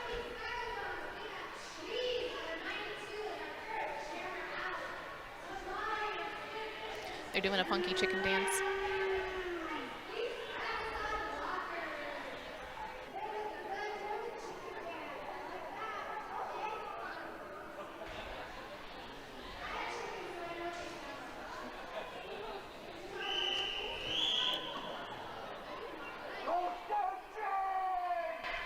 Okay. All right. right, and on the track now, it looks like jamming for the El Paso Pistol Whippers is 707 Foxfire. Cheese is pushing up the top, getting stuck behind a good tripod. And Foxfire is pushing the Slamazon's tripod. Cheese is out for lead. The Slamazons are set up pretty well back there with a full 4-ball. Whoop. And Slayer gets called on a directional, saw that going. Tamales going to the box for another penalty as well. So the Slamazons are down 2 players, but Cheese makes it through for 4 with Fox on her tail. Nice offense provided by Christy on the in, and Cheese calls it after putting up 4 more points, but not before Fox scores 4 points as well. Power-packed first jam. So now on the track, you have Maladaptive Mistress up against, I think that's Adrenaline. My eyes are really bad from way back here, so it might be a little delayed with numbers, I don't know. But the Slamazons do have 2 people sitting in the box right now, so it's a little bit of a pack advantage for the Pistol Whippers. I see Mistress played a little defense and got through for lead anyways. Was able to hold back Adrenaline just long enough. And now Mistress is on the way through. That was great offense by DB and Colonel to get 4 points up on the board. And holding Adrenaline to 0. That was close. Smart call off by Mistress.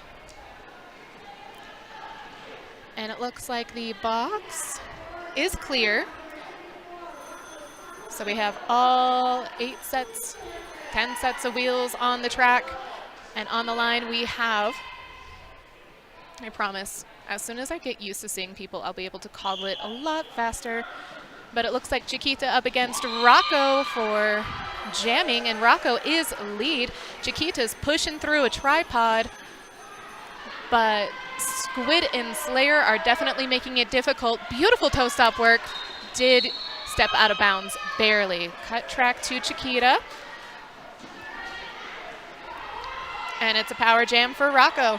The first power jam of the game.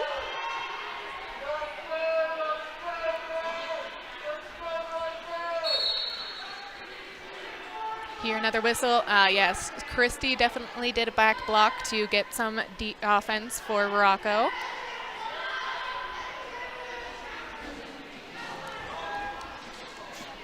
And Rocco's through for 4 more points, taking advantage of this power jam, putting 12 points up on that board so far.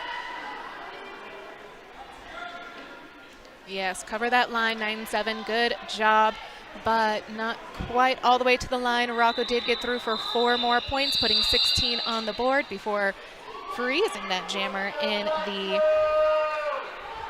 penalty box.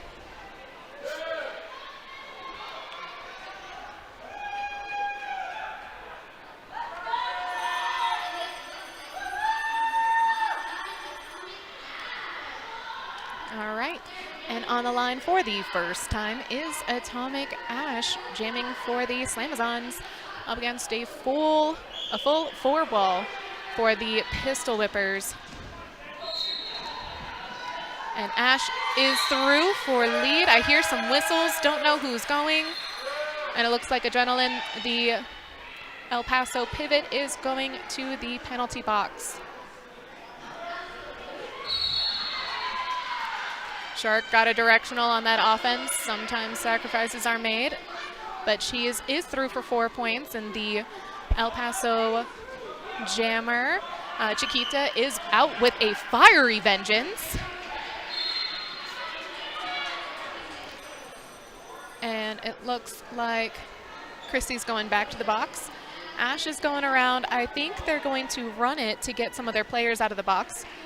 Sweet moves. Sweet's getting called on a forearm. And it looks like, is that Mika? Yes. Mika's drawing Ash back. Woo! Nice hard hit, knocks Ash down, but right back up again. Ain't never gonna keep her down. And Chiquita's, that was gorgeous turnaround to score 4 points on that board. So that's an 8-point jam for the El Pasos. Good job, Chiquita. Oh, that was gorgeous. And then the Slamazons put up 12 points. Currently, the score is 40 for the Slamazons, 12 for the Pistol Whippers. We do have a pretty full box right now with Christy and Sweets for the Slamazons, and it looks like that's Fox out in the penalty box for El Paso. Cheese is through with lead.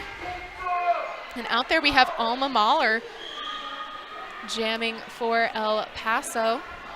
Squid is called for a penalty and is going to the box, but Christy is back, so it's a little 2-wall up there holding Alma.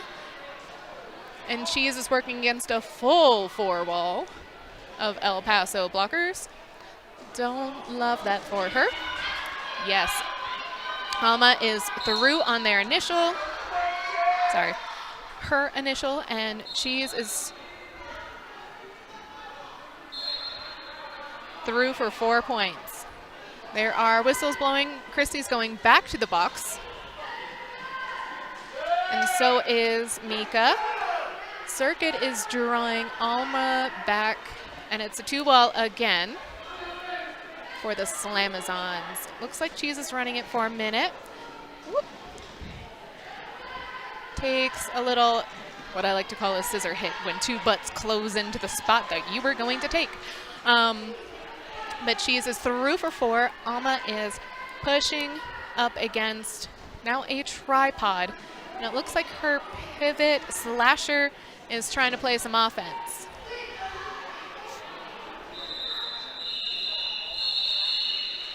And with that, the jam is over. But not before the Pistol Whippers do put up 3 points. Cheese puts up 12.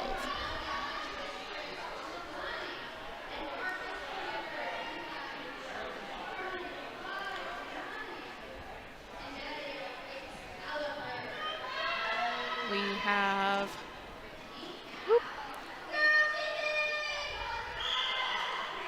on the line, we have Excalibur jamming up for the Pistol Whippers up against Maladaptive Mistress.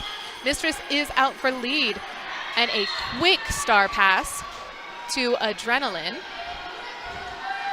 With DD going to the box, so it's a little 3-on-3 jam. No one saw that, Mistress. You're great.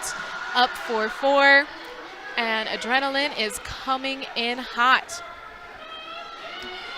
Probably has 1 point in the pocket to all 3 points, which is 4 since there is a point in the box. Mistress is coming in for a second scoring pass, looking for some offense to get past some hips.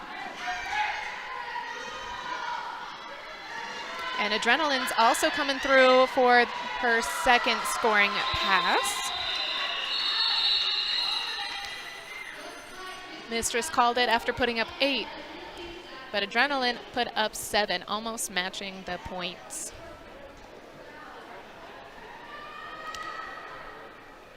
This has been a quick game. So far,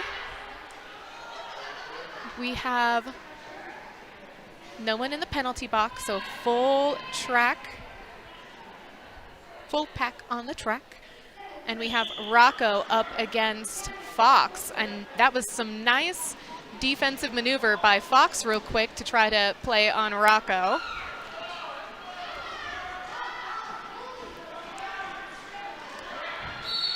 Both walls are holding the jammers pretty well. Rocco is through for lead. And we do see, I believe that's Slasher going to the box on a penalty, and so is Slayer. Looks like there was a quick star pass to Mika. Is that Mika? Yeah, I'm learning. Quick star pass to Mika. But Rocco has put up 4 points on the board. Another gorgeous turnaround to put up 4 more points. And I think Mika put up 0.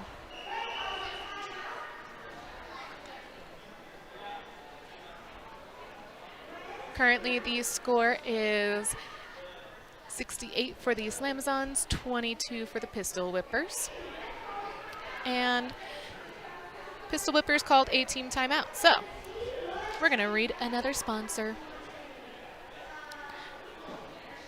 Tonight's bout is powered by D1 Training, where strength meets speed and athletes are forged into unstoppable forces. From explosive workouts to peak performance training, D1 pushes limits and builds champions on and off the track. If you want to train like a jammer, hit like a blocker, and dominate like a pro, D1 Training is where it happens. Give it up and bring the intensity for D1 Training. And it looks like everyone's getting back to their places.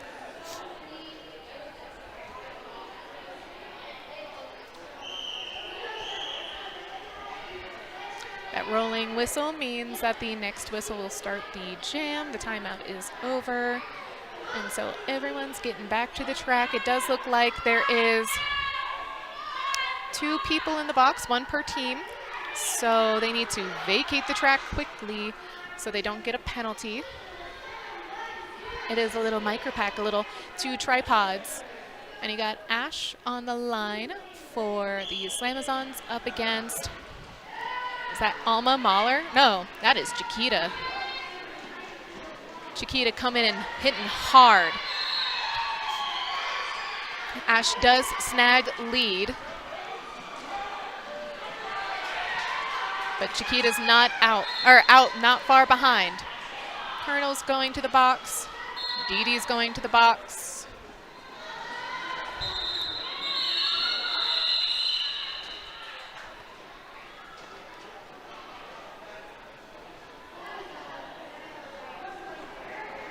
And that jam was called off quickly. It looks like Ash picked up 1 point. And the Chiquita picked up all 4. We've got a pretty full box right now. It's a party going on. So the Slamazons are down to a 2 wall, while the Pistol Whippers are at a tripod. It's a little bit of a pileup.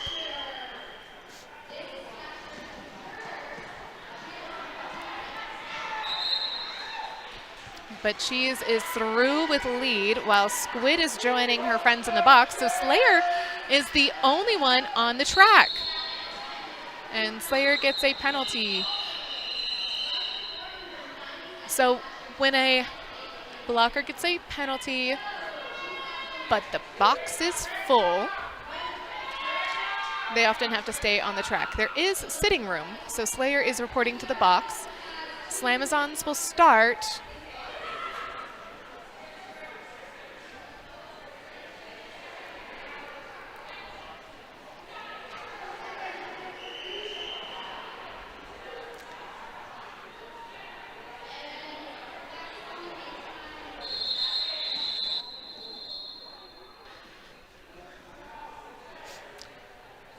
There is an official timeout right now while they figure out what's going on, what needs to happen. Slayer needs to report to the box. So at this point in time, she either needs to sit behind DD or start on the track so that she can report to the box for her penalty. But this is not something we're used to. Typically, we don't have a party in the box like this, but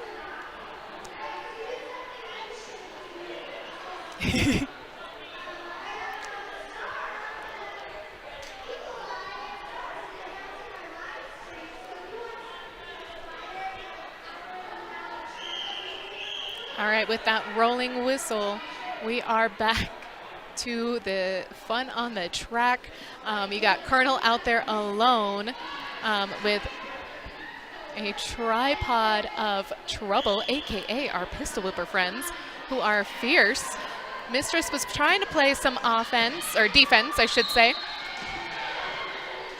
and gets through for lead. Wow. That was great toe stop work to get that lead.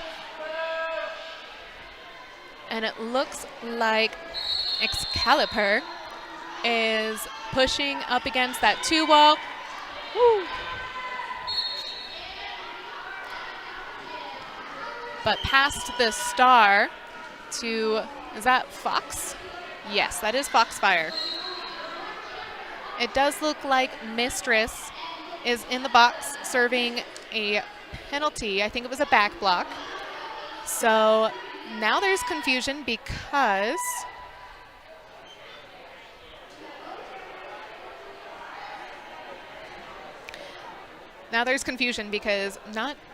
you can't have both jammers in the box because of the fact that you can't have derby without jammers.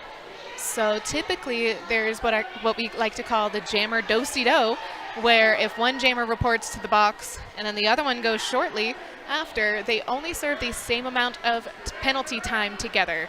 But you have to have a jammer on the track at all times. Mistress is back through.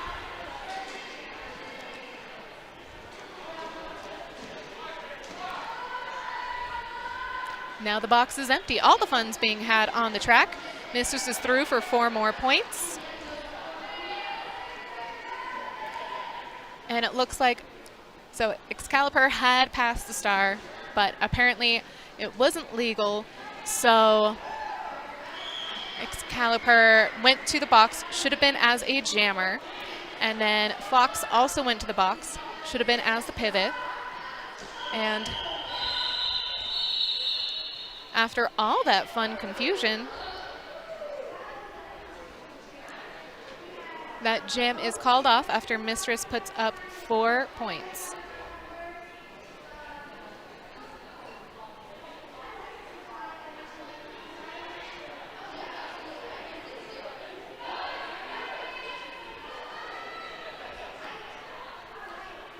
On the lineup now, after all that fun, is Rocco up against Adrenaline. And again, we have a Slamazon in the box, so it is a tripod up against all 4. And Adrenaline is out. And on their initial, Rocco is dodging people left and right and all around to get some points. Uses that inside line onto Molly to help get them through. But Adrenaline is also through for 4 more points. It's an even jam so far. But Rocco puts up 4 more points, gets their blocker Dee out of the box, and calls it before Adrenaline can get any more points.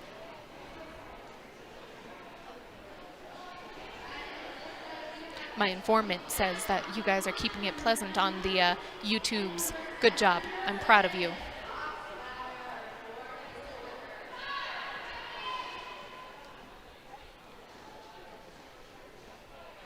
There we go. They put up the 4 points that Rocco should have gotten, so 8 points for that last jam. You got Ash out as lead up against Fox, coming through fast and hard, but Sweets has Fox up at the top. It does look like Sweets gets a penalty, and Fox is through on their initial. Hard hit with Ash, and Chiquita does take Ash down, but Ash is back up, calls it off, does not want to go against Chiquita, as someone who did just a little while ago. I get that. Ash puts up 3 points.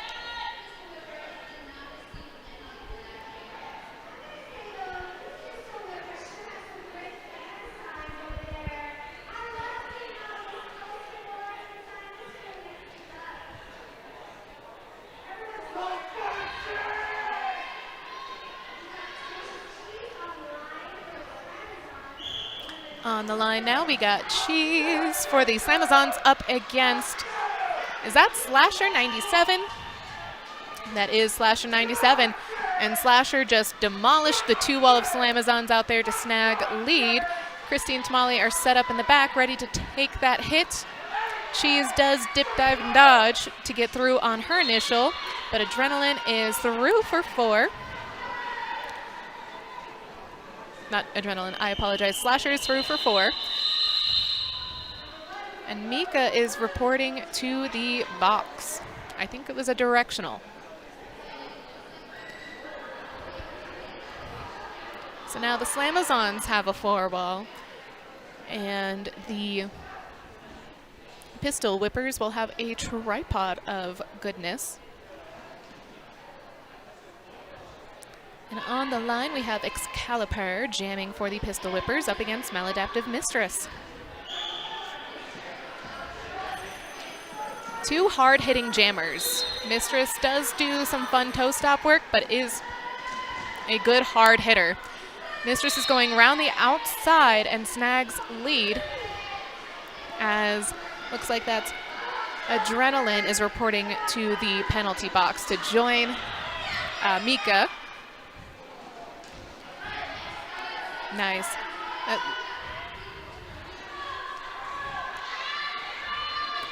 I didn't see which one. Looks like Alma and Fox did hit Mistress out, drew her back enough. So delayed that 4-point pass, but did go through. And Excalibur passes that star as soon as Mika's back on that track.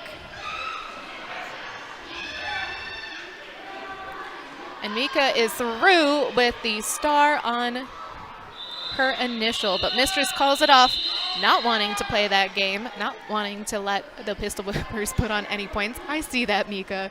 I'm sad too when I don't get to play. It looks like no one's in the box right now. Announcer's curse means someone's immediately going to the box. But we have a full pack and 2 jammers on the track. That is 10 pairs of wheels. I'm not doing that math. You got Rocco up against, it looks like that's Slasher, and Slasher's running up that outside line, meets Bob, meets Circuit. That is not a fun meet and greet as someone who has to dodge them. Rocco is through for lead. It looks like Slayer is reporting to the penalty box for illegal contact, falling over that fallen skater. Rocco's through for 4. And Bob is reporting to the box for a forearm, leaving Squid, the lone blocker, up against Adrenaline, who took that star. So it is Squid and Circuit up against the whole wide world, and Rocco is chasing Adrenaline.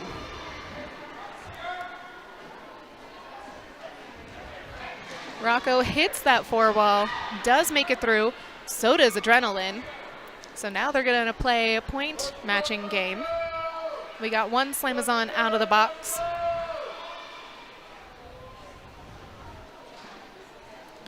Rocco weaves and hits, does make it through for 4 points. It looks like Squid and Circuit and Slayer was holding Adrenaline.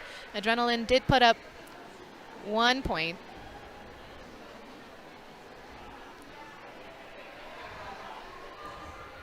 As the penalty box empties.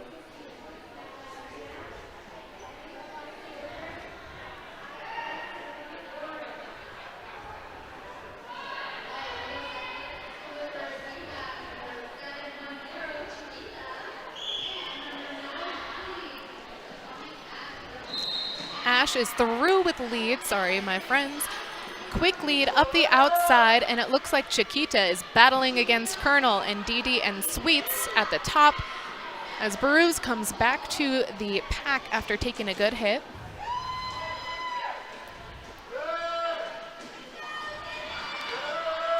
Oh, I saw that. Another amazing attempt at that turnaround thing that Chiquita's really good at, but Sweets was too close to that line for that to work this time. Sweets is really good at escorting people to the lines, which is actually kind of rude when you're jamming against her. Meanwhile, Ash is through for 4 more points. That's 8 points on the board so far for Ash, while Chiquita is battling now against Peruse at the top. And Colonel. The Slamazons are, when they have their arms out like that, they're bridging to keep everyone in play. And Sweets did some but that did not stop Excalibur from hitting Ash and knocking her out. Ash, that was a good hit. Ash put up 10 points. Currently, the score is 124 for the Slamazons and 39 for the Pistol Whippers.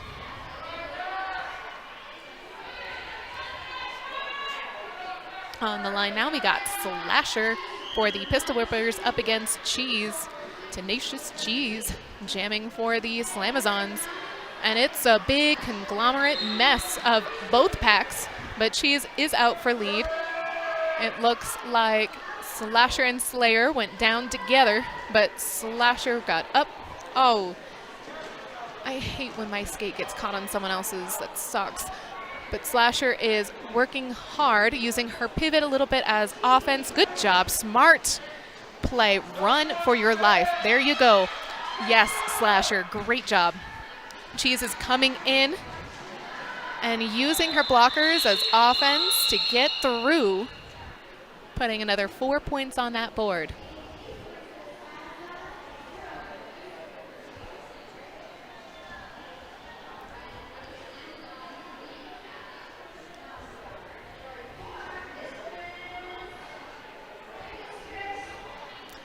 On the line, we have,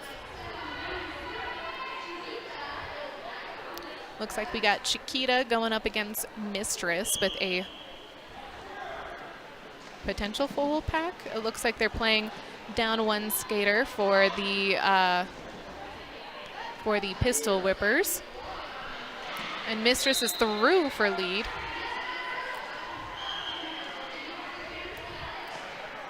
Chiquita's putting in some amazing work between toe stops and wheels to get through, and does. Good job. Sweets is going to the box for a penalty. Looks like Mistress just tried an apex jump but didn't quite get there. And Mistress gets 4 points and calls it.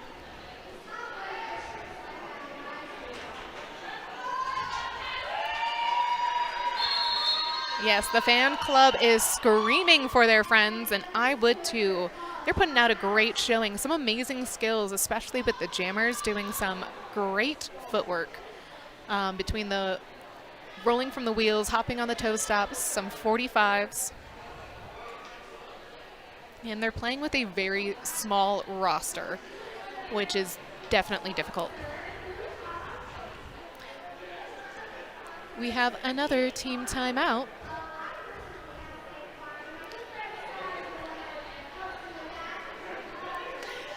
Tonight's action is proudly supported by Nick Franzioli, State Farm. Hey, that's my boss. Your local insurance agent serving Cimarron Hills and the greater Colorado Springs area. From auto and home to life and business coverage, Nick and his team bring over 35 years of combined experience, helping protect what matters most. Just like a solid wall on the track, they've got you covered when it counts. Give it up for Nick Franzioli State Farm, keeping our community protected on and off the track. I gotta say that. He's my boss. He pays me. And looks like everyone's getting back to their spot. We have some amazing track maintenance running around out there.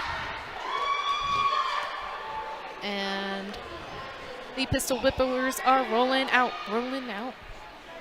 Out on the line.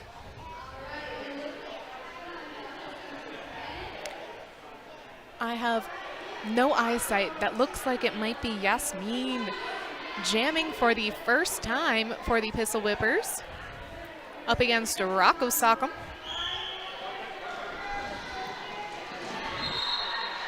And Rocco is lead after knocking some people down. Yasmin is rolling and does a quick star pass to the pivot, but Slasher does meet Bob's business end, which is never fun to hit. Rocco is through for 4, and now you got Slasher as the jammer of record. Rocco calls it off, putting 1 point on the board, so that is a 5-point jam.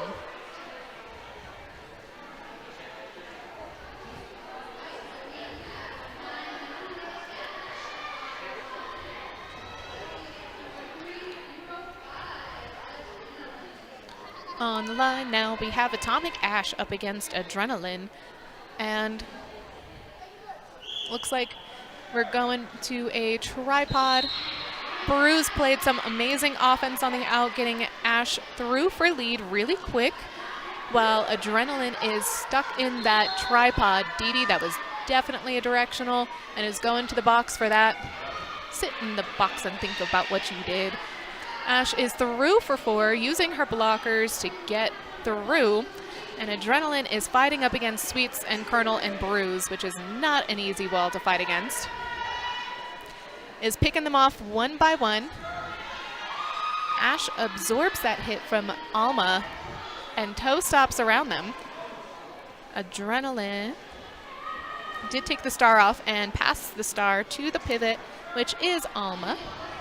So Alma will now be the jammer of record, but Ash calls it. Putting up 4 more points, so that's 12 points total.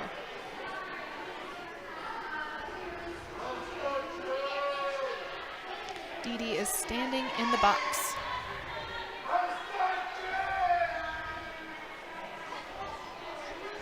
On the line, we have Excalibur. I'm done rolling my R's right now. There we go. Up against Cheese, and Excalibur is just pushing that tripod, but Cheese dipped, dived, and took the inside line to get lead. It is not easy to push Slayer the way Excalibur is pushing Slayer and Squid and Tamale, but she is a force to be reckoned with. Cheese is using her blockers to get through. It does look like we have another power jam for Pikes Peak Slamazons as Excalibur is reporting to the box. Some offense by Dee. Ooh, but Chiquita is not making it easy. Definitely keeping right on Cheese. Cheese is having to fight through. There we go. Her wall screened for her so that she can get through. And Cheese calls it off after listening to her bench staff, but not quite fast enough. Excalibur was released from the box.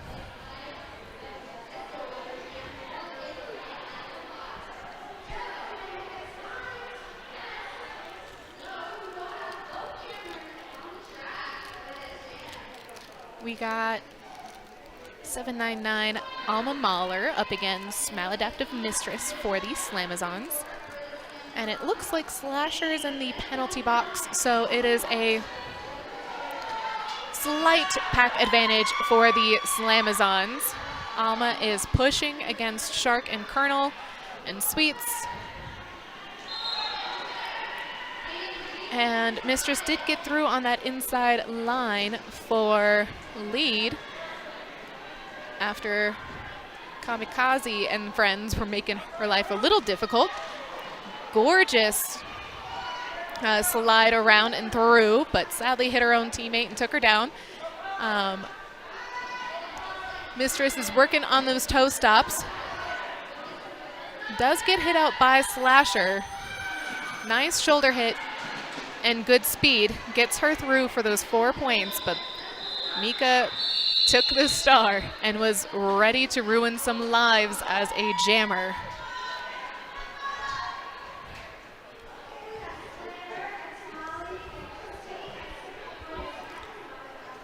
We have a full pack reporting to the track.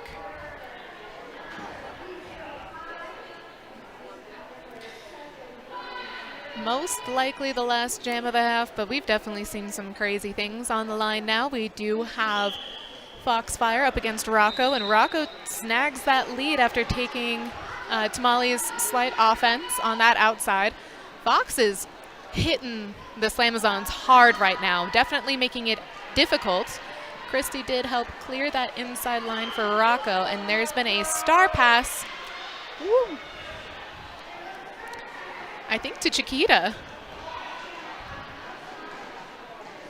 Circuit is reporting for a penalty to the penalty box. Don't know what she did. But Rocco called it off. And that is the first half. Currently, the Slamazons are sitting at 173 to the Pistol Whippers 39. We will be back in about 14-ish minutes. I'll actually probably be back chatting at y'all in about 13. So get some water, and we will see you soon. Or beer, if you're lucky enough to drink right now.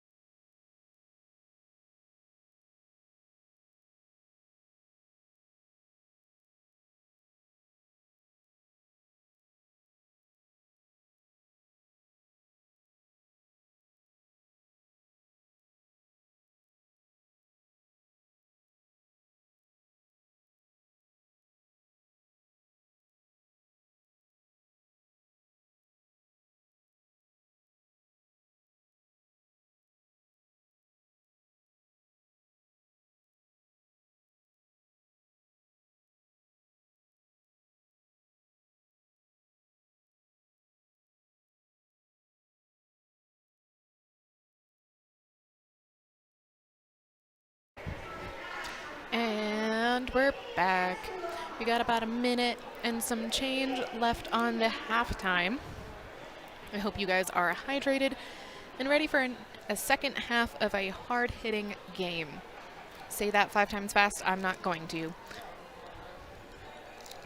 I went on an adventure to get one of these huge cookie cakes that I think are lovely Ivana made, and it took me the entire halftime to get my phone to send the money.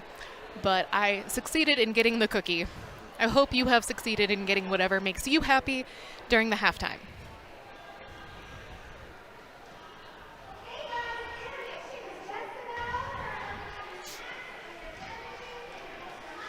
And we have our skaters hitting the track. We got Circuit reporting for finishing her penalty. But on the track, we got Christy Cuffs, Slayer, and Tamale, and she is lining up as the jammer.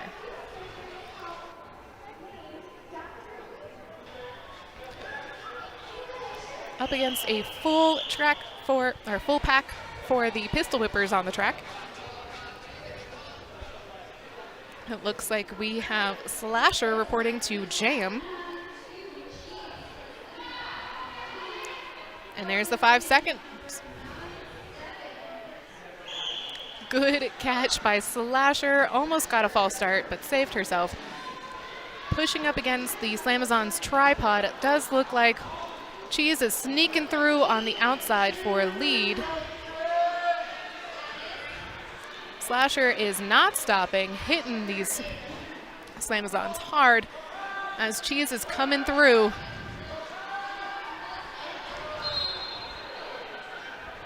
Does hit her own skater Christy and calls it off after putting up 4. Slasher did get through on her initial, but did not get a chance to earn any of those points.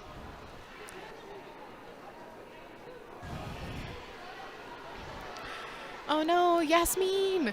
Yasmin is going to the penalty box. I did not see what penalty she got, but you know, she's working hard out there. She deserves a 30-second timeout. On the jam line now, we have Fox sneaking up with Mistress, and it does look like Mistress is sneaking through on that inside line for lead as Fox is hitting hard, knocks Dee Dee down. Looks like it was illegal, and is now fighting up against every Slamazon on that track.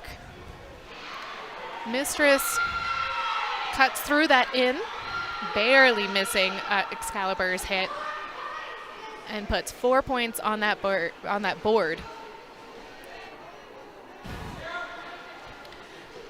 Fox is trying some fancy toe stop maneuvers to get through the Slamazon 4-ball.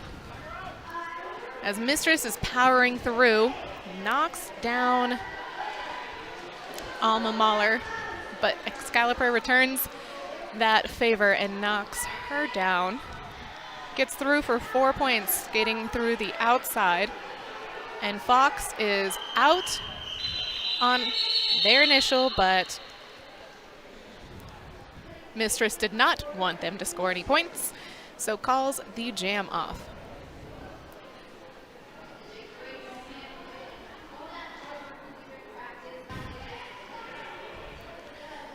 On the line, we have Rocco chit-chatting with,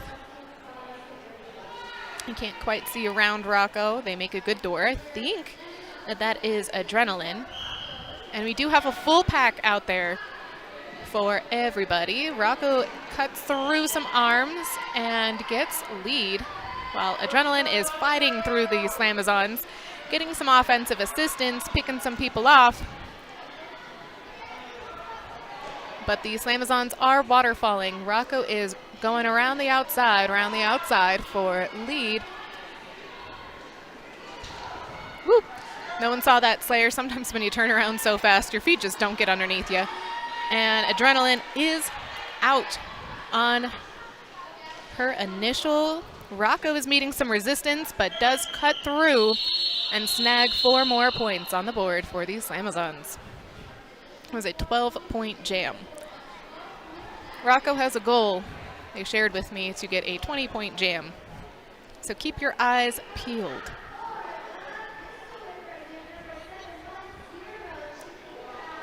On the line now, we have Ash up against, I believe it's Chiquita. And a full pack set up for everybody. Ash is through for lead after taking Colonel's offense on the inside, but Chiquita's not far behind. Ash better pick up some speed and call it fast because Chiquita's coming around. Beautiful offense by Colonel and Sweets to really fence everyone in off the inside line so Ash can get 4 points without anyone touching her.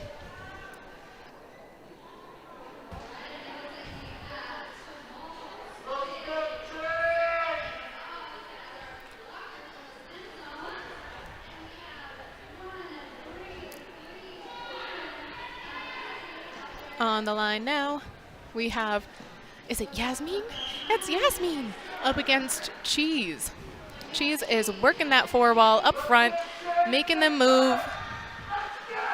And the Slamazons are holding Yasmin back, but Cheese is through for lead. That is a sad tripod to be in.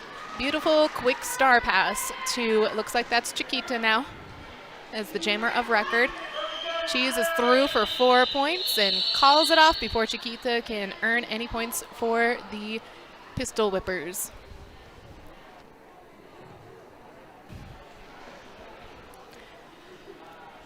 My fiasco to get a cookie had me running up and down and all around to try to remember where I put things. And now I keep coughing, so if you hear the line go dead, I'm still here. I'm just trying not to cough in your ears. You're welcome. On the line now, we have, just kidding, they're calling an official timeout.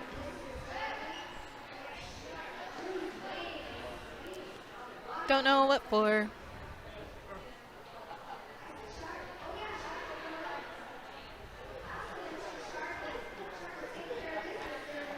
I just gotta say, we are so happy to work with Roller Planet.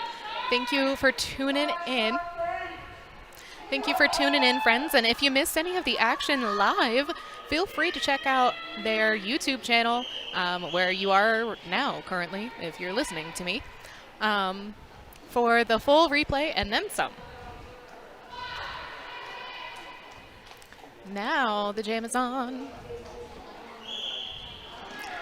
And you got Mistress up against Fox. Mistress is out for lead. Fox was stuck on Sweets for a second, but because of Chiquita's amazing offense, Fox is out chasing Mistress down. It's gonna be a points and call it sort of, oh, never mind. Mistress definitely did not mean to take Yasmin out like that, but is going to the box for a low block. This is a power jam for El Paso pistol whippers. So Fox gets to be the only jammer out right now. Looks like Adrenaline and the pivot, Chiquita, is playing some offense, but the Slamazons are working to lock Fox down. Fox is really fast feet, so yes, hitting that pack hard. That change of speed is so important as a jammer. Mistress is back out as the jammer. Able to score points, but lead is lost, so this will go the full 2 minutes. And is out and around for 4 points. A star pass to Chiquita. That was a great penalty kill by the Slamazons. Didi is now sitting in the box. So let's see if the Slamazons can give some offense. Mistress is out for 4. Ooh, Chiquita did her gorgeous little side surf twist around again to get through for 4 points. Sweets is way out of play. Go back. Oh. Something might be wrong with her skate if she keeps falling. But she is up and through, putting 4 points on that board. Beautiful offense from the Slamazons. let Mistress score 4 more points on that apex.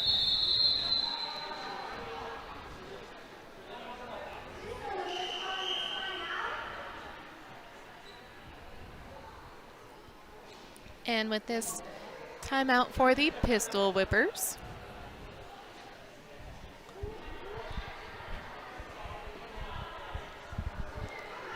I'm going to go ahead and say thank you so much for everyone who is watching live, supporting us however you can. In case you didn't know, and if you are local, or if you're not, soon we are going to be doing our skate-a-thon, August 31st. You can choose a skater on our Zeffy to donate to. It is a fundraiser because we are a league run by the league for the league, and so any money helps. But you can find out more information about that on our Facebook page, probably on our any social media. And if you're not already following us on TikTok, you should, because our social media person, Tamale, who's out on the track now, is phenomenal and funny. Don't tell her I said that. Looks like that timeout is over. And we have all of our friends out on the track jamming. We have Rocco up against, I believe that is Slasher.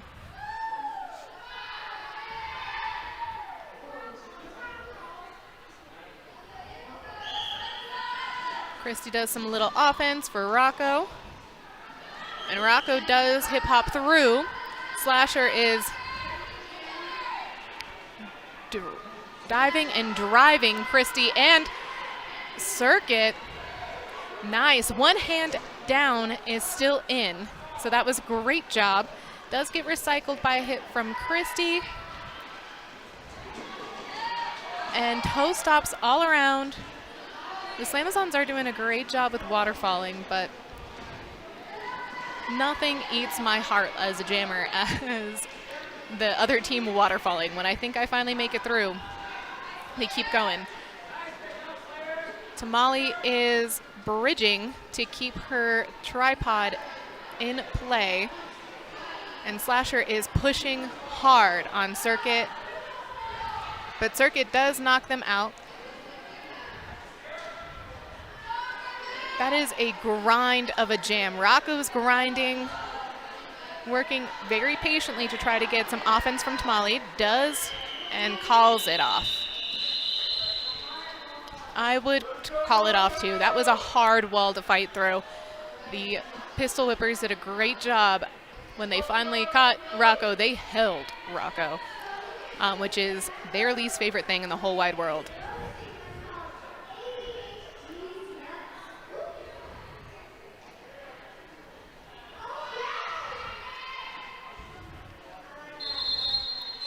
And the Slamazons called a timeout, which is good because I was wondering why they weren't on that track. This is the perfect time to go ahead and thank people like our track maintenance, our on skates and off skates officials, our announcers, not me, don't thank me, and all of our league members that are making sure that we can run this game and put this on. As I said before, we are a league run by the league for the league. So it takes the whole village to put something like this on. And again, thanks to roller.planet and to the Pepsi Roller Sports Arena for giving us a home to play in and helping us make this the best thing we can for the league. You guys get the pleasure of hearing me chit-chat on the live stream, which is the newest thing that we've done this season. So you're welcome.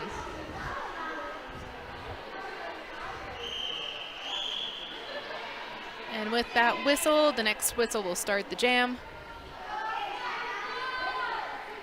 We got Ash rolling out there for the Slamazons up against Excalibur. Yes, if I hydrate enough, I can do the R roll.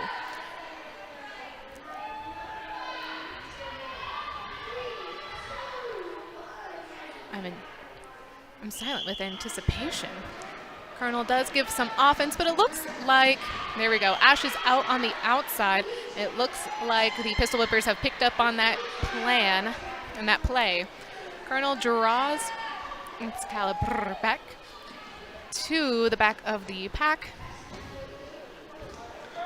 But Excalibur pushes through, remains inbound perfectly, even after that last hit by Sweets, and is coming around. But Ash says no thank you and calls it off after putting up 4 more points.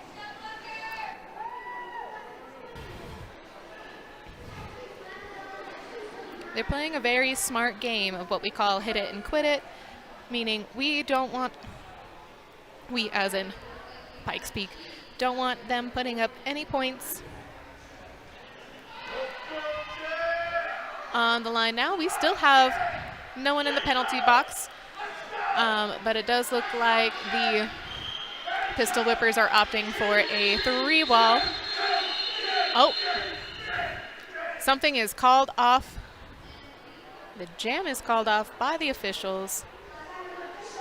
It's because the doors need to remain closed at all times that the game is active. So I think that would be why. It's kind of what I picked up from Marquis.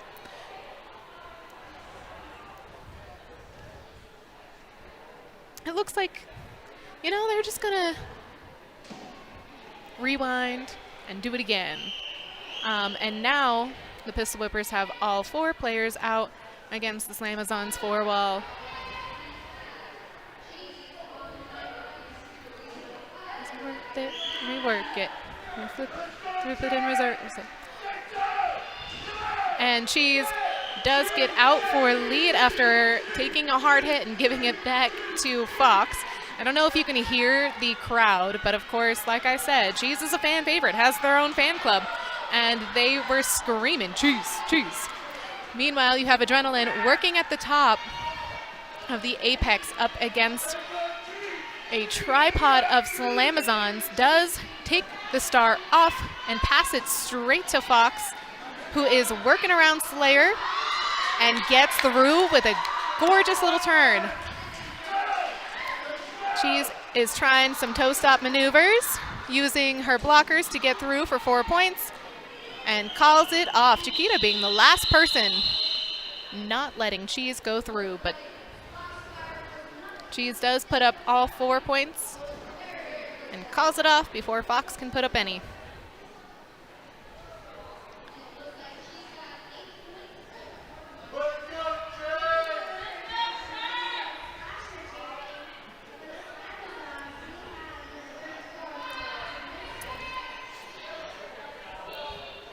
On the line now, we have Maladaptive Mistress up against Slasher, and Maladaptive Mistress is out for lead.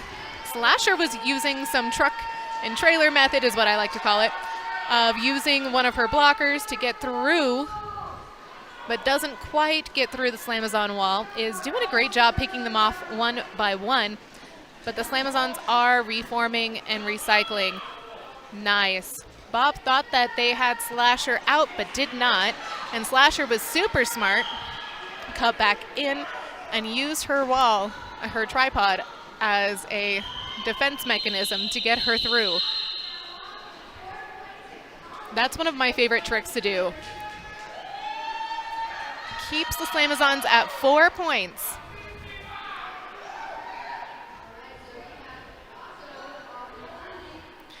Ooh, Yasmin, no. Yasmin was not nice, I guess, and ended up in the penalty box. Happens to the best of us.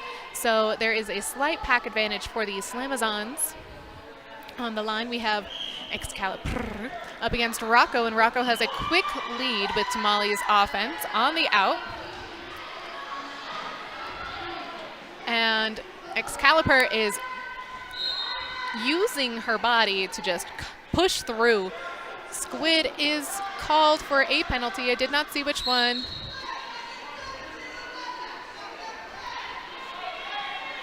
And it looks like Excalibur is out on their initial circuit, is also heading to the box for a penalty.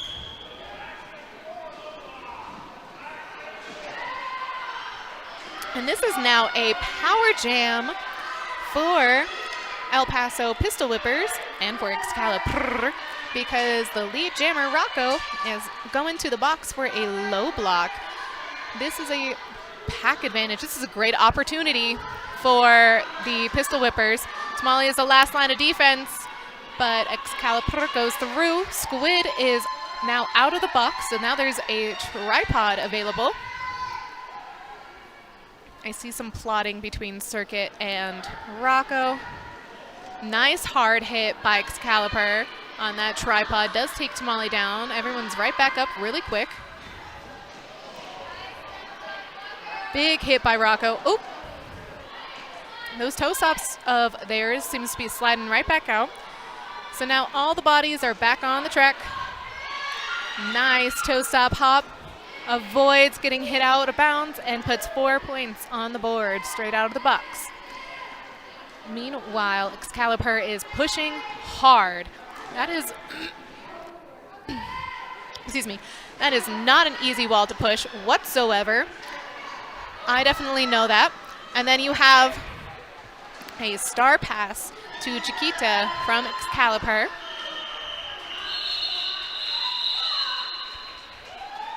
And that ends that jam. It looks like it was a 12-point jam each. We love to see it. It was a great jam. The Pistol Whippers definitely took advantage of that power jam and the pack advantage and put up some well-earned points. On the line now you have Ash, woo, after taking a big hit, and Slasher also taking a big hit by Sweets. The pivots are kind of facing off against each other, and Ash is through for lead. Slasher, get off of Sweets, I'm telling you now. Bob does their well-known shoulder hit and takes Slasher down.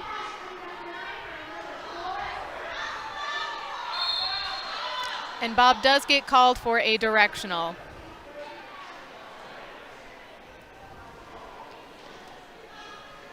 Slasher is now working up against Bruise and Shark. Shark does get a penalty. Did not see what that was. Ash is through for 4 points. It is definitely a pack advantage again for the El Paso Pistol Whippers. And we might be able to see Kamikaze Jam. It would be really smart for the Slamazons to run this to get their blockers out of the box. And Kamikaze sneaks right past Sweets on that inside line to get 4 points. Bob is back on the track and looking for trouble. But Kamikaze gets through, snagging, it should be 2 points. Snagging 2 points. Shark is out of the box, and the box is now clear. I loved seeing Mika jam finally. That was exciting. I hope she's happy about it. On the line now, we have Cheese up against Box. And no one in the penalty box.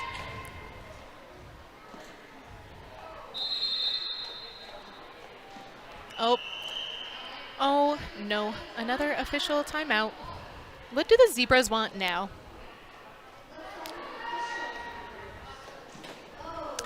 For anyone who doesn't know, we call the refs who are on skates, the officials who are on skates, they're called Zebras.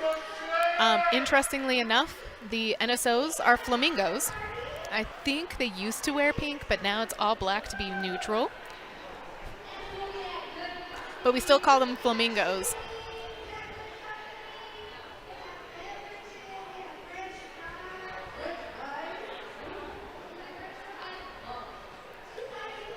Box is dancing on the line. I love when teams are just happy.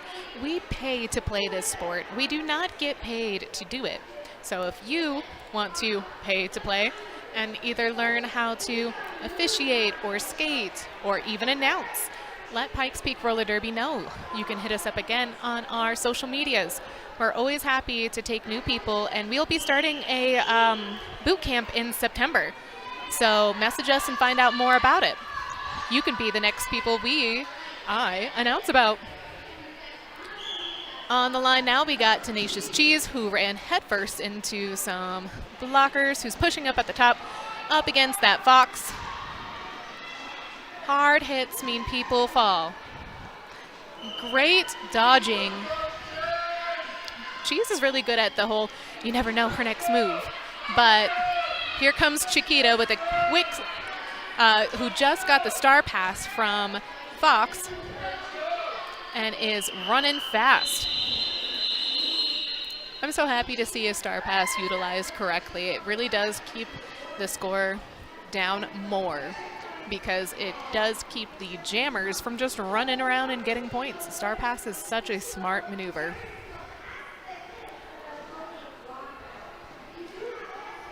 I anticipate a potential timeout.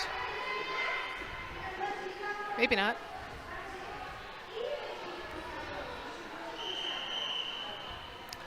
Oh, they did not get the team out in time. This will probably be a delay of game penalty issued to the captain. Womp womp.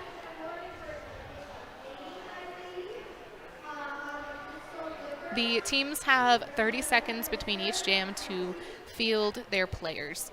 If they do not do so, the captain will serve a penalty for a delay of game. It looks like Fox is sitting for that. So the Slamazons have a slight pack advantage. On the line, you have Mistress up against Slasher.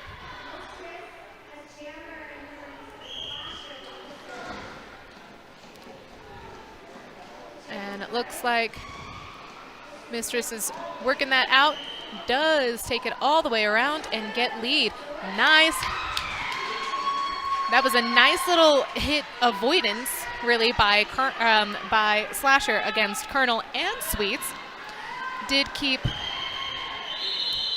their footing, and gorgeous offense by Sweets and Colonel and Bob to make sure that Mistress was able to put up 4 unanswered points without being touched. That's our favorite things as jammers, is when you can get us through the pack without being touched. Please do. Ironically, I am a jammer who gets touched by just about everybody on the track, and I hate being touched. On the line, we have Chiquita up against Rocco. Rocco is out for lead up that outside line. Fox is standing and ready to return to that pack. And Chiquita is through on her initial. Rocco did take a few good hits. Weaves through for 4 points.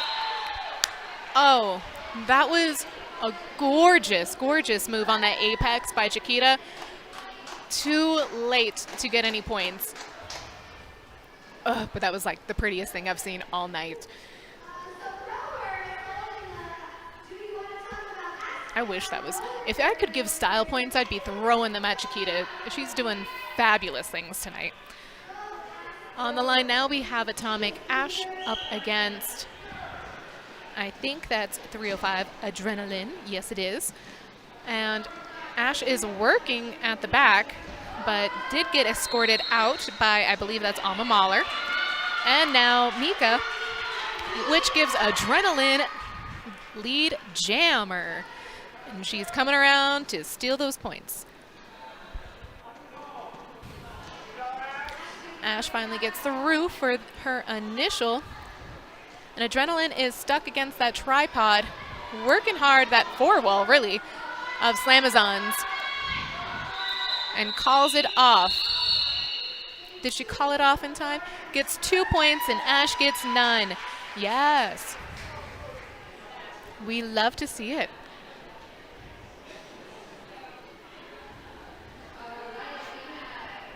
The score sits at 279 for the Slamazons, 266 for the Pistol Whippers. With less than 8 minutes left, this game has been flying by. But then again, all I'm doing is talking, so when you play, it feels like it's crawling. Oh, goodness. An official timeout, but everyone was ready to play. That is the worst thing.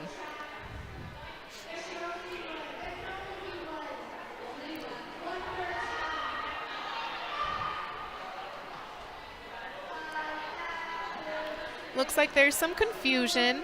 I think they were trying to field one too many jammers possibly, but that's not really a penalty for them. That's just a return to your bench. Or one too many pivots. I didn't see what happened, I'm just guessing. But there was a hat in Excalibur's hand. And my informant says you are liking my rolling R's, so I'm trying to keep them going for you, but my mouth is dry. Cheese is pushing up at the front, up against the Pistol Whippers 4-ball, and Slasher is slashing and pushing through the Slamazons 4-ball, working really hard.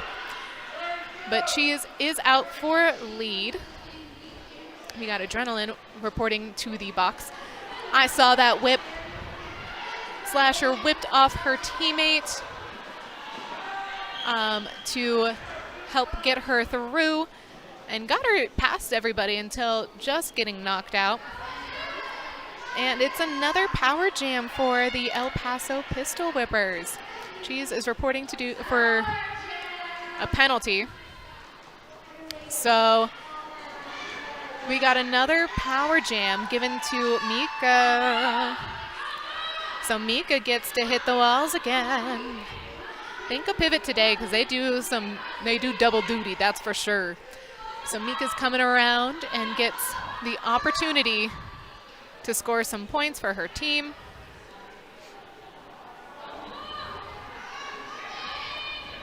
But the Slamazons are trying not to make this an easy thing. Mika's now pushing up against Slayer and Christy and Squid, which is not easy. Tamale is ready to take that outside if necessary. Oh, we got a Slamazon reporting to the box. That's Squid for a multiplayer and a directional handed out to, I think that is Alma Mahler. But Cheese and Kamikaze are now through for points. Cheese is coming through. Great toe stop work, dodges Slasher, so at least gets 2 points, considering one is in the box. And hats off to Mika. That was some hard work. We practice against the Slamazons, and I gotta say, I hate when I'm going up against that wall sometimes. It's not easy.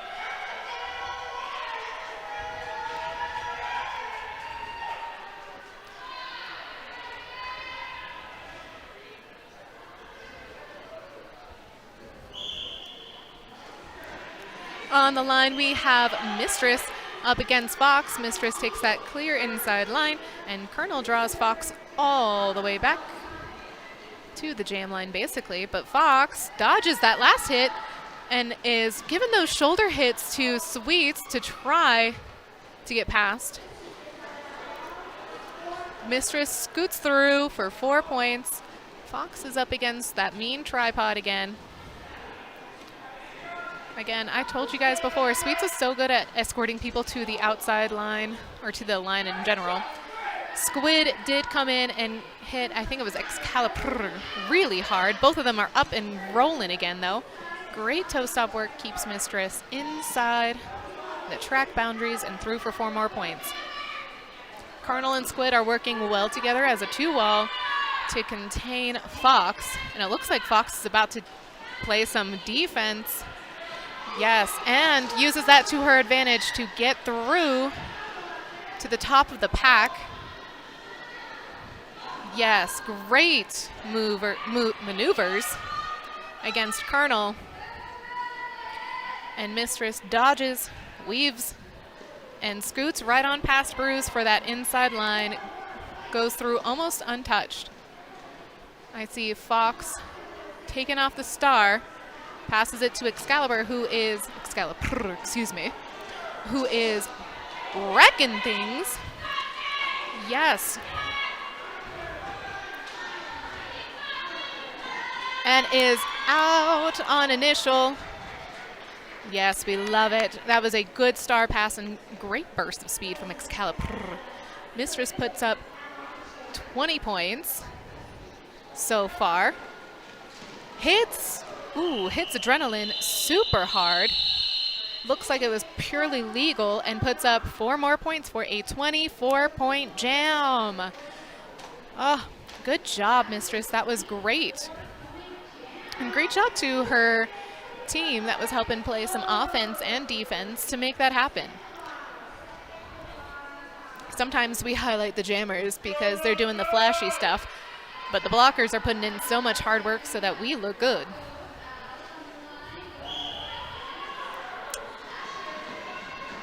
So Rocco's up on the line up against Slasher, and I know they are wanting that 20-point jam, especially since Mistress just put up 24.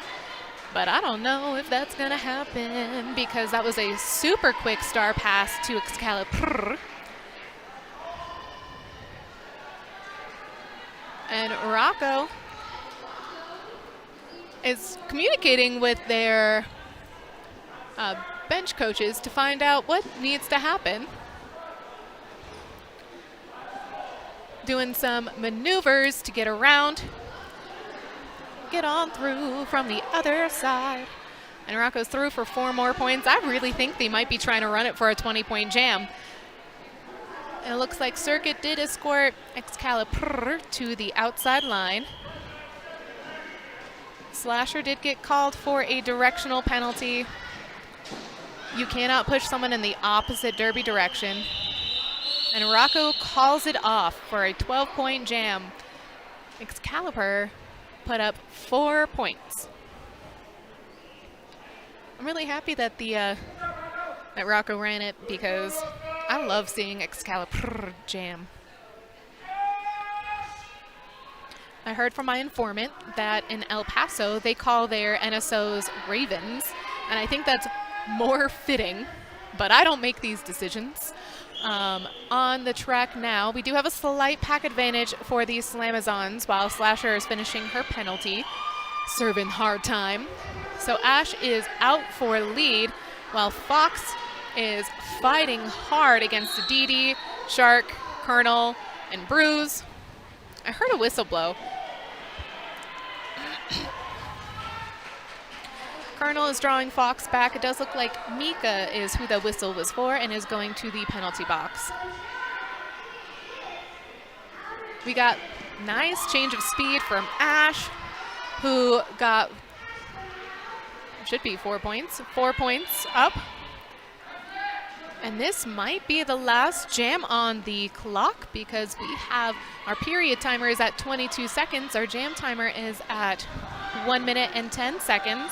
And dropping. Ash recycled herself kind of, did dive through past the top of the pack, which was Slasher and Excalibur. And it looks like Fox is gonna be defensive. I love it when jammers play defense. And that is time. They will be reviewing the scores. Ash put up 2 more points. I gotta say, that was an amazing showing considering the Pistol Whippers had 1, 2, 3, 4, 5, 6, 7 people on skates, thereabouts. Roller derby for an hour is terrible sometimes for a full team, let alone 7 people. That was phenomenal. Our final score tonight for the Pikes Peak Slamazons up against the Pistol Whippers is 339 for the Slamazons and 74 for the Pistol Whippers. Thank you so much to everyone who tuned in. I hope y'all have a great night, and we'll catch you next time for September's home team bout. I hope you guys have a great night. Thank you.